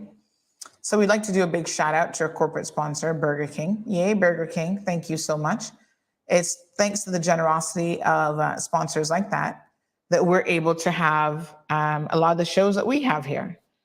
So we appreciate it. Now, let me be very, very clear on the next topic that we're going to be discussing, which is a topic of grave concern. The safety of our children is something that always upsets me. And I think that really and truly, we need to prioritize it. So El Rey says this. So if you get in an accident, your fault, in January, with no insurance, and you don't go to court until 6 months later, you can still legally drive until you go to court and the judge suspended you. Boy, I tell you. El Rey, you too smart for your own good, That's right. Because of the rule of presumption of innocence, even when it's blatantly clear to everybody else that, it smells like a drunk duck, walks like a drunk duck, probably was a drunk duck, the court process still has to take place. And so it could be upwards of a year before DUI even gets to court. But yes, when it finally gets to court, if he's proven to have been involved in a DUI, it is at that point that the court can potentially take his license. Same thing with Mario Rankin, driving around like not a care in the world. And he also has an active court case for another DUI incident. But until that is dealt with, he is able to drive around with not a concern in the world. Now, this isn't the first time that this has happened. Do you guys remember that Australian lawyer, I can't remember his name now, who went to brunch and ran over some lady and her husband, right? Almost killed them. We reported on this back in October and December of 2020. We reported on it in October of 2020 initially. Then he tried to add us to the lawsuit where he was seeking $5 million. The Australian court, thank God they got some sense. This was during COVID. We had a Zoom court hearing with them, and they refused to add us to the lawsuit. He's got every other media house in Cayman joined onto this lawsuit and suing them. Completely frivolous lawsuit, right? Media only reported, I'll share the story with you guys in case you missed it, but media only reported what transpired. He was convicted. The man was convicted. Yeah, in a court of law for going to brunch, drinking for hours on end. And then did what? Ran this poor guy down. The guy has life-changing injuries. He will never be the same again. Hit and run. And you know what the court said? He already had another DUI before the court, same situation. And the court said, hold on a second here. Had that been dealt with in a timely fashion, this accident would likely not have happened because he would have had his license stripped from him and he wouldn't be driving. And because he's an attorney at law, he has a lot to lose. Eventually, they're not going to allow him to practice in this jurisdiction. But because the process of getting this to court took so long, he was still behind the wheel of a car, drinking and driving, and mowed this guy down. Go look up the story, folks. His name is Simon Christopher Courtney, a former Cayman corporate attorney, had a case with the Supreme Court of Queensland where he was trying to erase all media coverage of him in the Cayman Islands, where he was convicted in a January 2015 traffic incident. But again, already had a DUI incident. And because there was this delay, we have a traffic court for a reason. And to El Rey's point, this stuff could easily be expedited. All right, well, looks like Jaron is in the comment section. Jaron, good morning. He responds to Liana by saying, nice, that we both know our demons. Okay. Jaron, the only question we have for you, son, is when are you going to pay this man his money? What demons are you talking about? This is not rocket science here.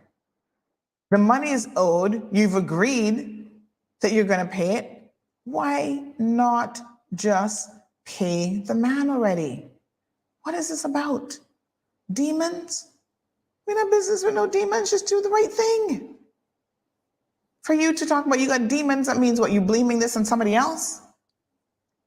Miss Brenda says, Jaron, doing the right thing should include you holding any grudges against anyone. Come on. Remember my advice to you? Do the right thing now. Oh, you gave him advice? Oh, honey child, what a hot mess. Jim says, an attorney hit and run, guilty, no conscience whatsoever. Oh, yes.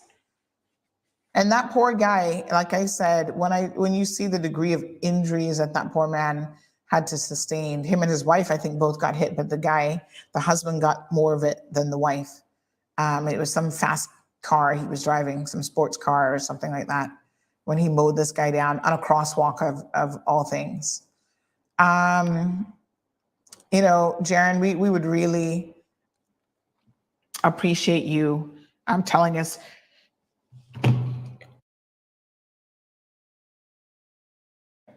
my apologies, telling us how you intend to resolve this situation.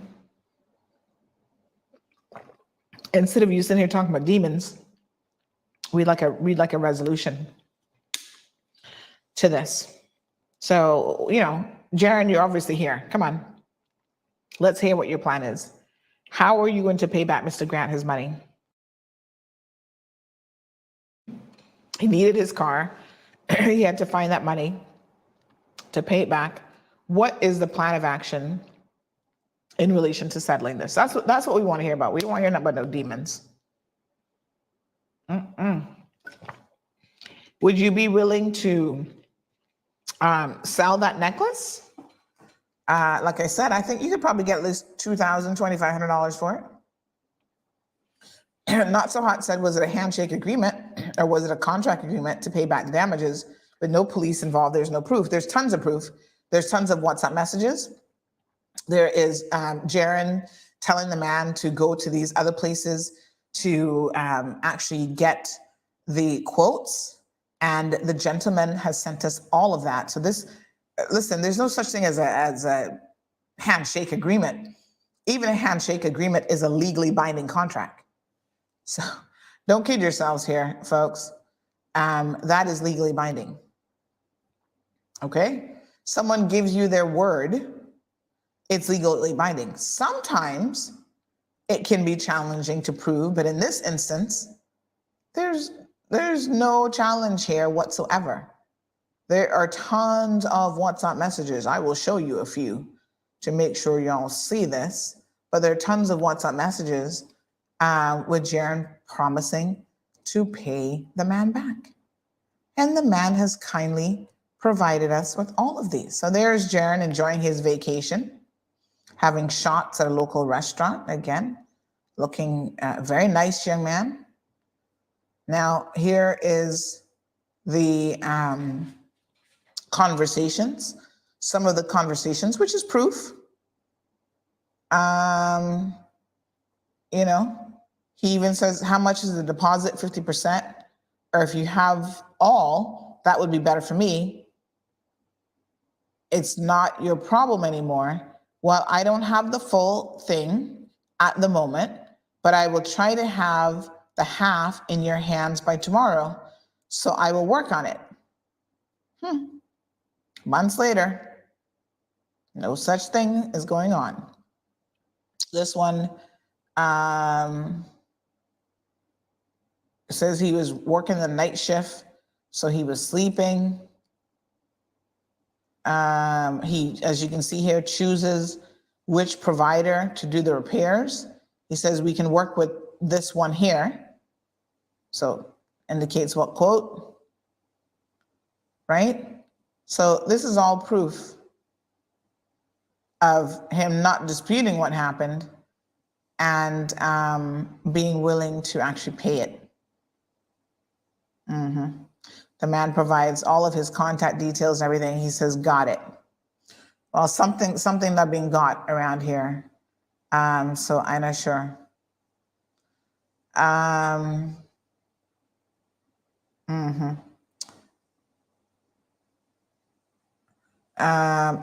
can't remember, Jim, if his wife was in the vehicle or not, to be honest.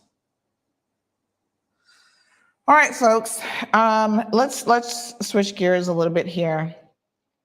Speaking of accidents, let's take a quick commercial break, and then I want to come back and talk about the bus accident that happened on Friday, because again, this is, very, very alarming and concerning, because this is now talking about the safety of children.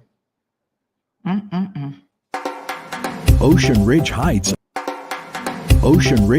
offers an amazing opportunity to own a piece of land in idyllic Cayman Brac, right on the bluff, starting from $80,000. Located in a quiet residential area with high elevation, these lots are ideal for a future home or investment property and are sure to go fast. Cayman Brac offers a laid-back lifestyle, amazing pristine diving, limestone caves, diverse flora, along with amazing wildlife. Inquire about the owner financing options so that you can secure your piece of paradise today. With only a few lots remaining, these are sure to go before you know it. Contact Crichton Properties today on 345-949-5250 or info@crichtonproperties.com.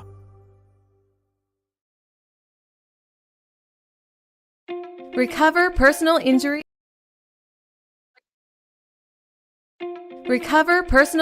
attorneys, helping injured people get what they deserve.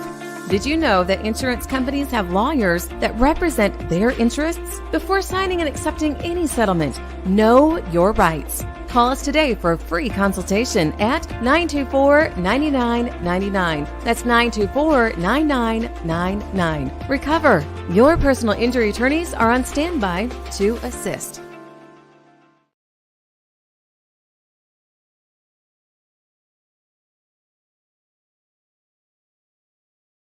All right, folks, welcome back to the program. It looks like the internet is not good enough to play all of our commercials, but we'll work through those as best we can. So Marshall says, he said tomorrow, but he didn't say which tomorrow. It's to know that at such young age, he's already a crook.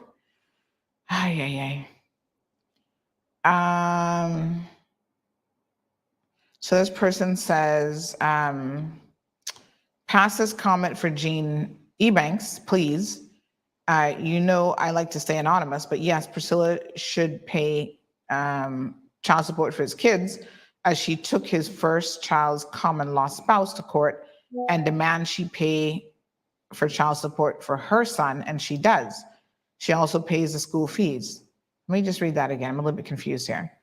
Priscilla, which is a girlfriend, should pay child support for his kids, as she took his first child's common law wife to court and demands she pay for child support for her son, and she does? Say what? So Priscilla took somebody to court, the current girlfriend? What? So she took another baby mama to court to make her pay child support? That one got my brain hurting. I don't even know what to make of that situation. What a hot mess. Anyway, yes, so let's talk about it. Because he has a child, so he's making one of the numerous baby mamas pay child support. Wow. That's rich on so many levels. That almost sounds like a joke. Whoa, okay. All right, so if you've been paying attention to the news, folks, you saw that on Friday, there was a scary incident that happened with, okay. So let me try to understand. Yes, she took her son's other baby mother. Oh, so she has a son that isn't for Jaren. Oh, I see. So she took her son's other baby mother. Her son's other baby mother? Her first child's mother to court as the baby father isn't working. So she was demanding that she pay and keeps going back for more money. Oh my God, these people are ridiculous. Okay. Well, there you go, Jane. Hopefully that helps your query. I really just hope that Jaren will do the right thing. So, wow. All right. So there was a school bus accident, folks. This has brought up a number of concerns. Funny enough, there have been people who have been messaging me even prior to this saying that, Sandy, it's only a matter of time before we have a serious incident with our school buses. And this is really, really concerning. One of the major concerns, and we've got about 15 minutes left in the program, so we're going to go till 9:30 this morning. One of the serious concerns here, folks, is that unfortunately, we have so many reckless drivers on our roadways that eventually it's just a matter of doing the calculations. There will be an accident involving a school bus. I mean, it's bound to happen, right? Well, we've had several before. Remember, there was the one incident with the guy who's a bike rider. He actually lost his life, collided with a school bus and was killed. And then there is this incident now where you have, looks like it was a truck running into the back of a school bus, a tractor trailer or something, some kind of vehicle with a trailer on it. Thankfully, the children were safe. I think a lot of them might have been a little bit traumatized. They were shaken up, but 6 students from John Gray High School, along with the warden and bus driver, were assessed at the Georgetown Hospital on Friday. However, their injuries were said to be relatively minor, considering the impact of the crash. This is according to Principal Mr. John Clark at John Gray High School. And reports were coming in early in the afternoon that there was a bus that was hit heading to Prospect when it was hit by a truck in the vicinity of Red Bay Primary School. So Mr. Clark, of course, sent out correspondence to the parents saying that they were awaiting official word from the authorities, but it was his understanding that, obviously this accident had taken place. Now, some eyewitnesses said that the truck that crashed into the back of the bus never slowed down. Another person says, looked like the bus stopped to let children off, and the trailer driver, speeding and not looking, slammed on the brakes at the last minute, but still hit the back of the bus and dented it in. There were concerns about that trailer and, again, potentially unsafe and careless driving by that individual. What I would like to see happen, and again, this is just me throwing out some suggestions. If you guys have suggestions, I would love to hear it. We're talking about more and more, how do we ease up some of the congestion on our roadways. One suggestion has been to allow more children, private school, obviously public schools already use the bus system, to allow them to use the bus system. A lot of parents have safety concerns. Buses don't have seatbelts. My child doesn't get in a vehicle without putting on a seatbelt and a car seat. Those things are not available on school buses. And for the world of me, I don't understand why. We have drivers in the roadways who don't seem to know when a bus stops, right? They put out the signage that means that you're supposed to stop in both directions of traffic. We catch people all the time, but you guys catch them and you send the footage through of them running through the stop sign when kids are trying to cross the street. Good morning, caller. Welcome to the program. Hi, Sandy. Morning, dear. Hope you're enjoying your vacation. Here working, part-time. and thank you for doing the show. Appreciate it. No problem.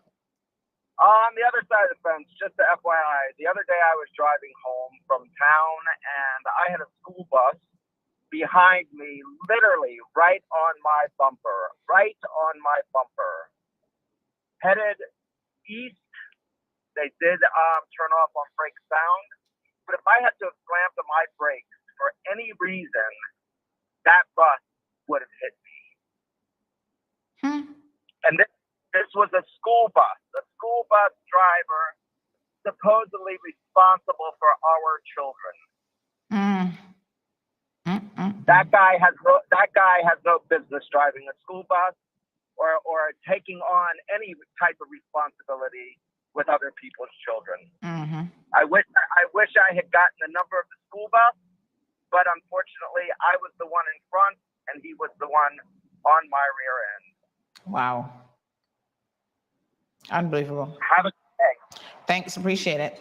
That brings me to my next suggestion is that it should be mandatory. And again, I don't know from the government who's listening this morning, but it should be mandatory that all school buses have dash cams. Simple, inexpensive add-on feature, folks. Trust me. I've talked about the benefits of having a dash cam on this program.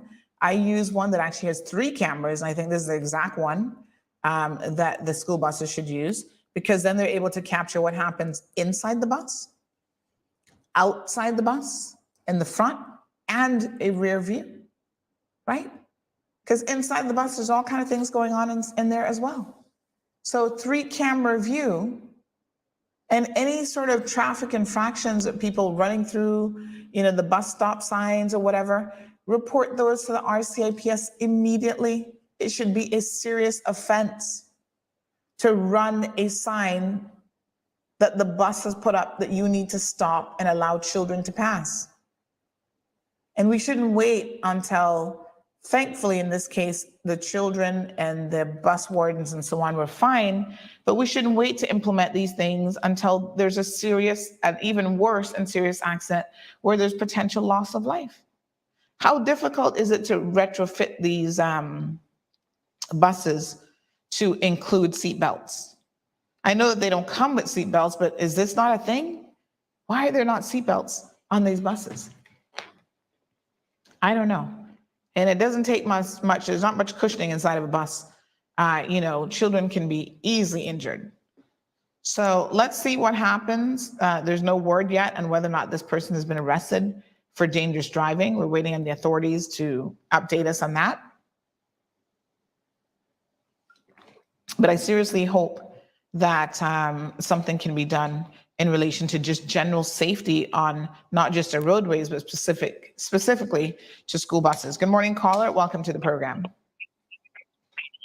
Yeah, morning, Sonia. Morning. Was just a comment about the thing about the seat belts in the school buses. I don't understand either, because even to the public buses don't have it either. I mean, some of them do have it, but they eliminate those things. I don't know if it's out of convenience or what.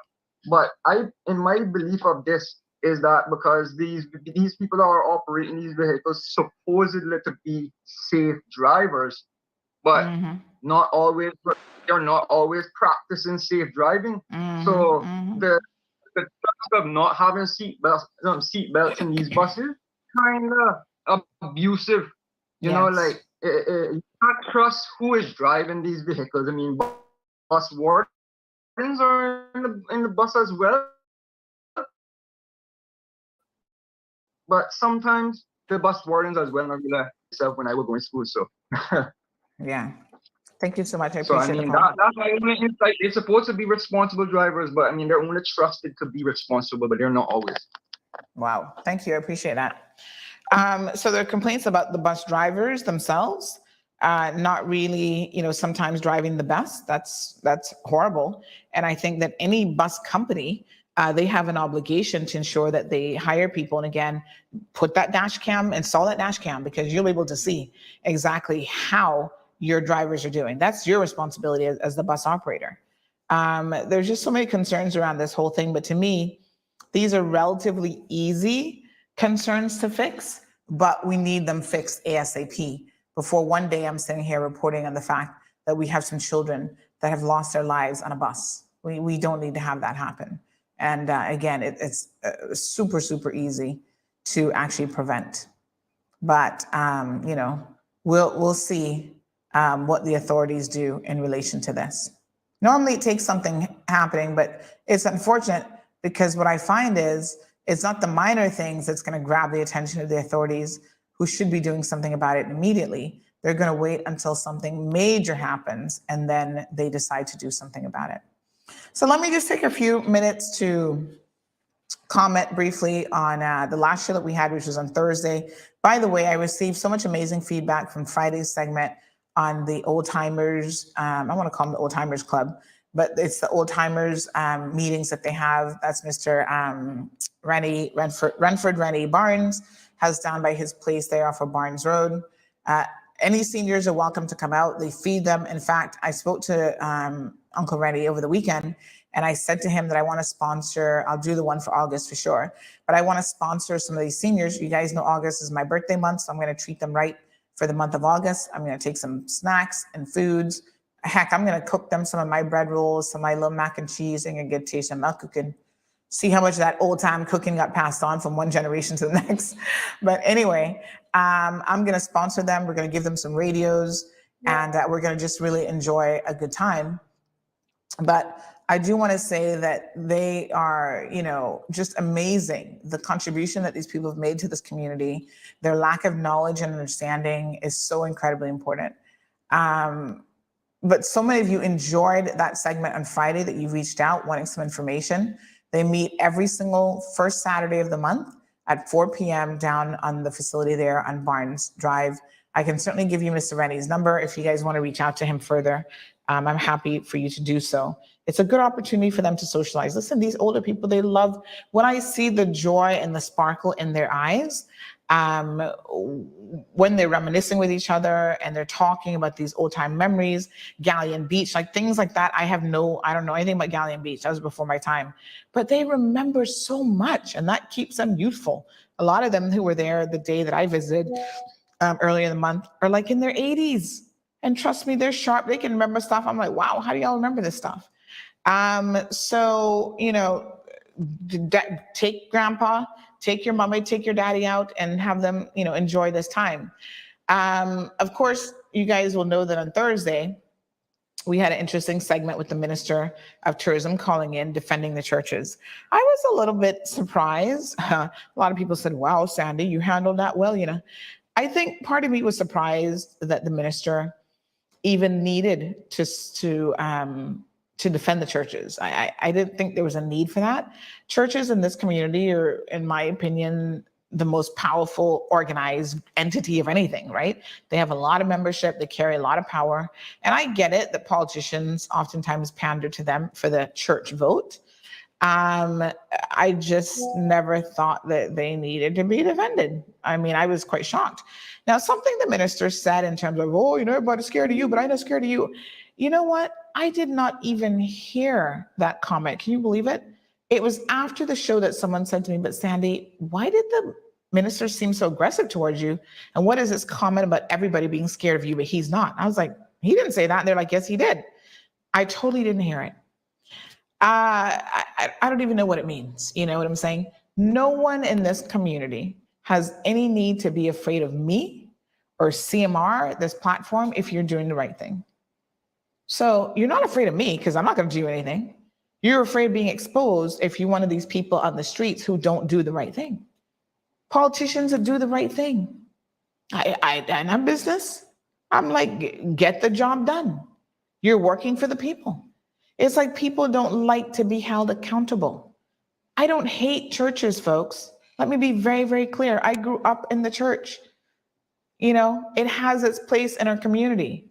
What I don't like is the complete lack of accountability and how people can preach and say one thing and do something completely different. Good morning, caller. Welcome to the program. Hi, Miss Sandy. Good morning. Morning, dear. How are you this morning? Not I hope bad. you're enjoying your time. Yes, thank you. Thank you. So I have a couple 2 cents. Yes, ma'am. So it might just add up to 10 cents. First of all, okay. I do appreciate the work that you are doing. Thank you. I am with you from long before you even get big and large. Okay, thank you. So I'm following everything. Mm-hmm. There's less than 5 times I miss your program. Wow. However, I have some concerns. I might not agree with everything you say, but that's my opinion. You don't have to, and you don't have to agree with me. Yes. But I'm seeing where you are doing a lot as it relates to people working, not getting paid, people doing this, people don't. You do your part by opening up those information, letting them out. But where do it go from there? Because you are doing the job for the police.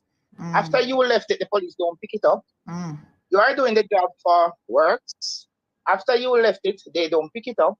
You are doing the job for, you're all of those places working. Right? And the last time I checked, I don't see where you work at none of them. Let me make it clear. Yes. I really love you, Miss Sandra. I appreciate that. And I don't love you because I want papers here. No, everybody needs to get that out of their head.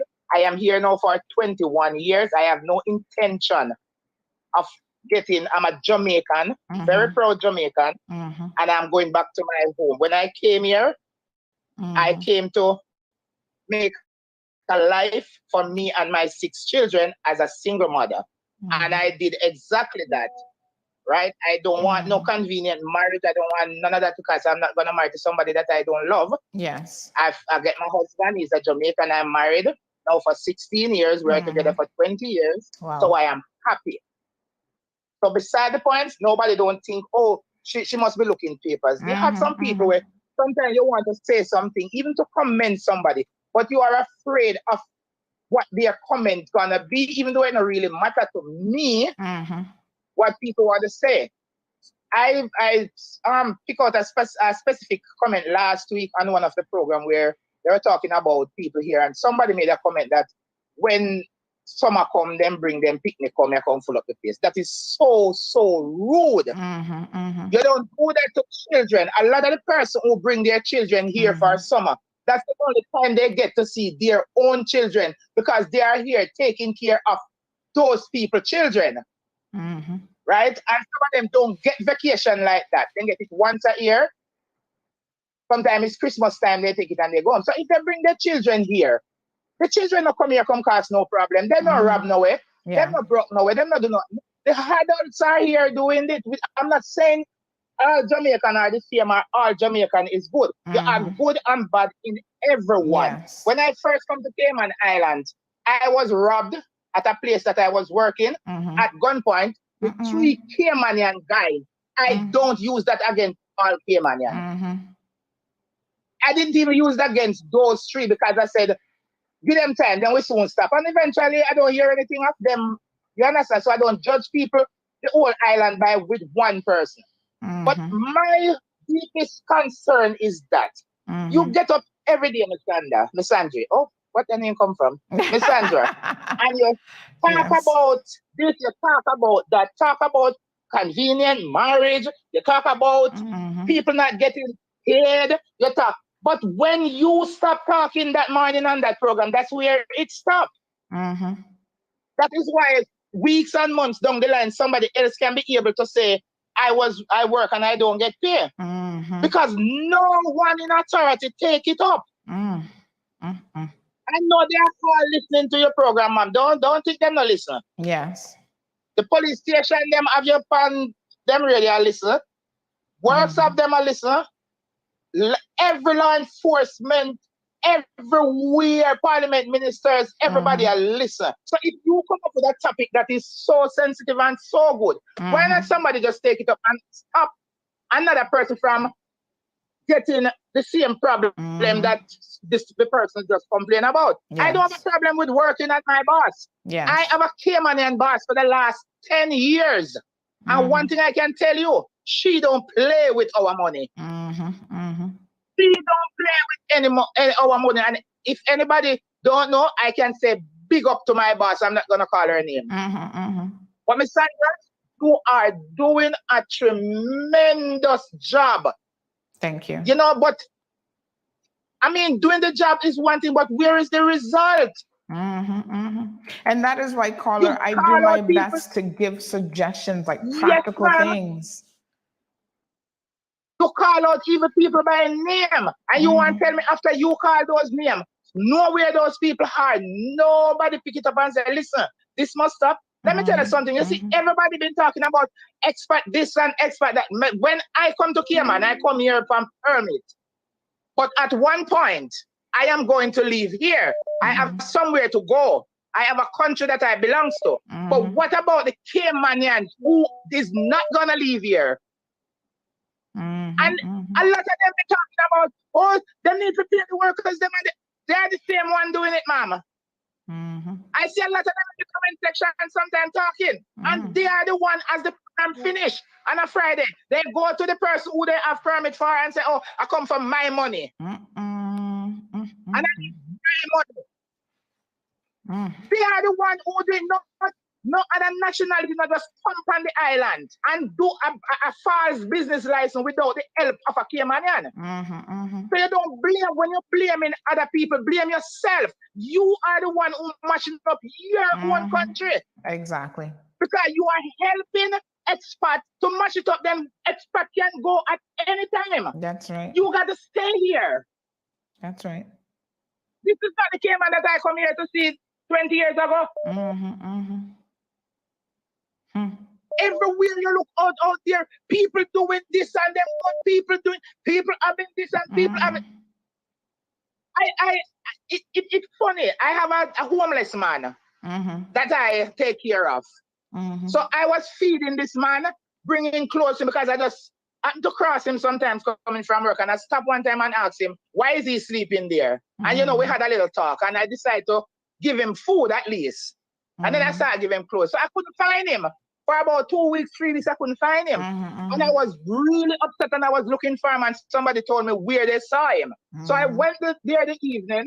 I didn't see him, and I saw a taxi man parked there because taxi always parked. And I said to him, sir, I am trying to find a man who sleeps out here on the bench, and I have some food for him.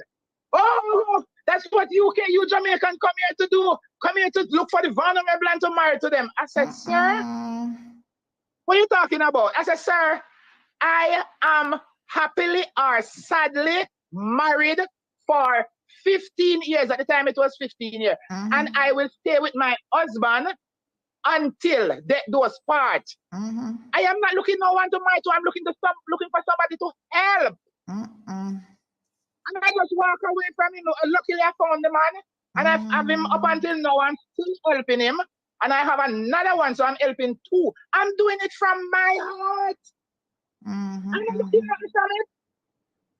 Wow. I'm just doing it from my heart. And even when I'm not at work, I cook and I go to town and I give him his food. And that is so good because what I love about him, every time I give him anything, he say, God bless you. Yes. So, in a sense, you have a quarrel over expert I do this and expert I do that and expert. Quarrel about your own kind that is doing, helping the expert to mash up little island. This place can be a beautiful place. When I came here, it was a beautiful place. That's why I plan to stay and I fall in love with it. Yes. I'm here working my hard money to take care of my children. Well, they're all grown now, so I don't have nobody to take care of anymore, except for one little boy. So now I can stop work and I can go home. But I do what I have to do. When I come here, I don't run up and down and fling here. I don't want no marriage because I want to stay here. I want a permit because I want to stay here for work. Come, Sandra, don't stop doing what you're doing. But, gosh, the authority need to help you, man. Them need to help you. You are doing such a good job. Sometimes I sit down and I listen to you. I say, this woman not tired. You know, because you go all out and then the argument stop right where you stop it. Come on, guys. Do this for your country, not for me, because I have a country to go to. And if push comes to show that everybody should leave, it's gonna leave back here, man, and here. That's true. That is true. So fix your country so it can be all right for you. Stop agree, because let me tell you, all of them, if a marriage of convenience, there is a Caymanian involved. Of course. If a small business license, a Caymanian involved. Yes. What are you doing to your own country? Yes. What are you doing to your own country? Not every Jamaican bad. And not everyone good. Of course, I know of them here, of some of them who do bad things. I don't care. I don't walk in their lane. I don't walk on their road. I didn't come here about that. I come here to better myself and my children. Understand? So all I can say to you, ma'am, keep doing what you're doing. But I hope and pray the rest of the persons who supposed to be involved to help you to put whatever problem to an end. I hope they get on board and do it. I appreciate and let that. Caymanian enjoy their country. You understand? Make them enjoy them country. And Caymanian need to look into themselves and say, but we are part of the problem. You can't just blame everybody, every other nationality and leave out yourself. And then when people talk, you get up and you talk, oh, you don't check too much, you know, don't be. I business because I live here. Amen. I business because I live here until I left here. Absolutely. And even when I leave here, I'm gonna still, I still go on business because I have a grandson who will be staying here for the rest of his life. Yes. Your grandson's Caymanian, So that's I want right. to see him in a better country and a better environment, and not one way you're out there so you're working, you don't even know if you'll get paid. It's sad, man. You know how people look forward to them paying? I wouldn't hear, oh, you have no money to pay you. Next week, come in, one thing you know, if I work for you for 1 week and you not pay me, I give you the benefit of the doubt and say, well, it's a 2 weeks pay. You see, if 2 weeks some you not pay me, me done with you. Nobody can work me for 3 weeks and don't pay me. I don't do those stuff. Because when you give me your work for I'm going out there and I'm doing my best. Absolutely. I've learned a lot in Cayman Islands, a lot. And then I put my foot on ground and I learned a lot. We have someone in the comment section asking me, where's the hallelujah button? I'm telling you, man. My It goodness. hurts me sometimes when you say, this a person and that the person is a person. Me have to pay my boss. Me have money to give me. No, if my boss call me now and say, oh, stop it, man. Yes. If you want better for your country, it starts with you. Of course, we in Jamaica have our fair share. But that's beside the point. Build up in a country. And it's just people going always to come here. You no matter what you say I do, people are going to come here. Because when you see like nobody won't come, you see them on the left and send a little daughter, then go marry to them, send a little this, go do that, because you want to get them here. And then complete. Look at them we say about, oh, when people want them to get paid, me really come in them and say about watch that one, you know? Because come Friday, him go to 2 or 3 or 4 man who him have permit for and claims my money. I want my money. You're mashing up your country. And I want to see you guys live in a country, happy, peaceful night. Oh, them bringing in guns from there and them bringing in drugs from there. Who is receiving them? Exactly. Exactly. Yep. Wow. Thank you so much. Anybody who want to quarrel with me, I have no problem, but do it in the comment section. Don't call my phone like one person did the other day. Oh, gosh. I call and talk about something on the program, Yes. and a lady called me to tell me that I should not be saying anything about the person. And I asked her, I'm not hearing clear, probably my phone is wrong. So I'm up and call me, but because at the time, I just have breakfast, because if she did call me when me did hungry, me don't know she da manage. So anybody have anything to say about what I said, you don't have to agree, say it in the comment section. I'll go ahead and read it. Yes. And I thank you, because none of we are perfect. Yes. But Miss Sandy, yes, you have a real big girl panty. Thank you, ma'am. I appreciate So it. you just drop the waist of it, because I think it's the president of most of these associations. So you could advise them on what to do. But take care of yourself, ma'am. Thank you, my dear. As I said, I am here not feeling too bad, but I'm getting much better with the back pain. So thank Very you good. all. Thank you so much, my dear. And you guys have a wonderful day. Came on, enjoy yourself. Yes. Help make our country nice, make we enjoy our country too. All right. Thanks very much, caller. We do have another caller on the line. This will be the final call of the day. Good morning, caller. Welcome to the program. Good morning again, Miss Sandra. Yes, Hallelujah to that lady. Yes, yes. Thank you very much, ma'am. I don't know who you are. I am a born Caymanian, but I have a Honduran father, and I'm married to a Swiss. I have a Swiss passport. I can go anytime, but I have similar problems with my family, because we have a mental person in the family. Hallelujah again to that man and to that lady. She was speaking the truth. She was giving us good advice. So hallelujah, we need more of her, like her, as Caymanians, to say the truth and pay their workers and whatnot. And I could keep you, but I'll tell you that story one other time. Thank you very much, ma'am. Thank you. Thank you, Sandra. I appreciate it so much. Wow. I can see the memes already. Somebody just said, yes, Miss Sandy got her big girl panties. Oh my goodness. Alejandro says, Sandy, I don't know how you keep a straight face. You're the very definition of Cayman strong. What a hot mess. But thank you to both of those callers for, those amazing comments. I really do appreciate it.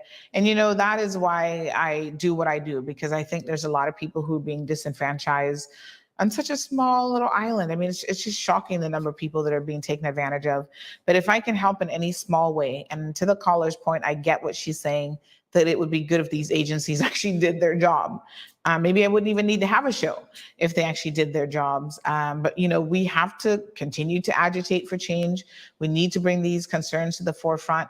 I give them as much information as I can to try to help them out. I don't know how much is actually done in the end, but, we'll just continue on this positive path of trying to make a difference. That's all that we can do, folks. So thank you very, very much to both of those callers. Really appreciate those comments. Yasmin, thank you very much as well. I'm going to be logging off now, folks. I am officially on a little leave on some holiday, but I know you guys missed the program when I'm not here in the morning, so I wanted to at least bring you some of the show. I'm gonna go now and take the rest of the day off, enjoy some family time, enjoy a little bit of vacay, go out touring, walk up and down, see the scenes, and take in all the good stuff. When I get back next week, I'll fill you guys in on where I'm at and what I've been up to and what I've been doing. But tomorrow we'll be back at 7:30. We will have, we've got one more caller. Should we take one more? Let's just do one more. One more caller. Morning caller. You're going to be the last call of the day. Thank you. I'll be first, good to be last. How are you? Good morning. Enjoying Good morning. yourself? Yes, ma'am. Good. How are you? I didn't have an intention of calling, but I just wanted to compliment the lady caller, the woman from Jamaica. But it is such a pity that we need people from overseas to tell us how our belly hurting us. And we are a whole country and we can't see it. And, you know, I would have liked for her to have put some flesh on the skeleton when she speak about when the employees got to go to the employer. I'm not understanding, but it sounds like something devilish and immigration side like. Well, we've talked about it more than once in this program, but tune in tomorrow because we didn't get to all the topics, obviously, today that we want to talk about. But tomorrow we're going to talk about caregivers and how they're not getting paid, because that's another area of concern as well. Okay, thank you. Thank you very much. Don't walk too much. I'm bruise up them feet. Come back here, continue. Okay, bye. All right, my dear. Thanks so much. All right, folks, that's it for today. You guys have a fantastic day. We'll be back tomorrow morning. Definitely this issue with caregivers remains, you know, a very, very sad concern. People working in this community not getting paid. So we'll talk about that tomorrow. We'll talk about the Titan submersible that was trying to go down to the Titanic. Unfortunately, it imploded, killing everybody on board, all 5 lives lost. We'll talk about that as well. So stay tuned. Appreciate, as always, the love and support that we get through this program. We'll continue to agitate for positive change in any way that we can. And we'll be back, God's willing, in the morning. So you guys have a good one. Thank you for tuning in to another episode of The Cold Hard Truth on Bobo 89.1 FM. Cayman's #1 talk show is live weekdays from 7:30 a.m. Never miss an episode again. Watch anytime on CMR's Facebook and YouTube channels for the latest show episodes. Don't forget to follow us online on our social media channels and visit CaymanMarlRoad.com for all the latest news and community happenings.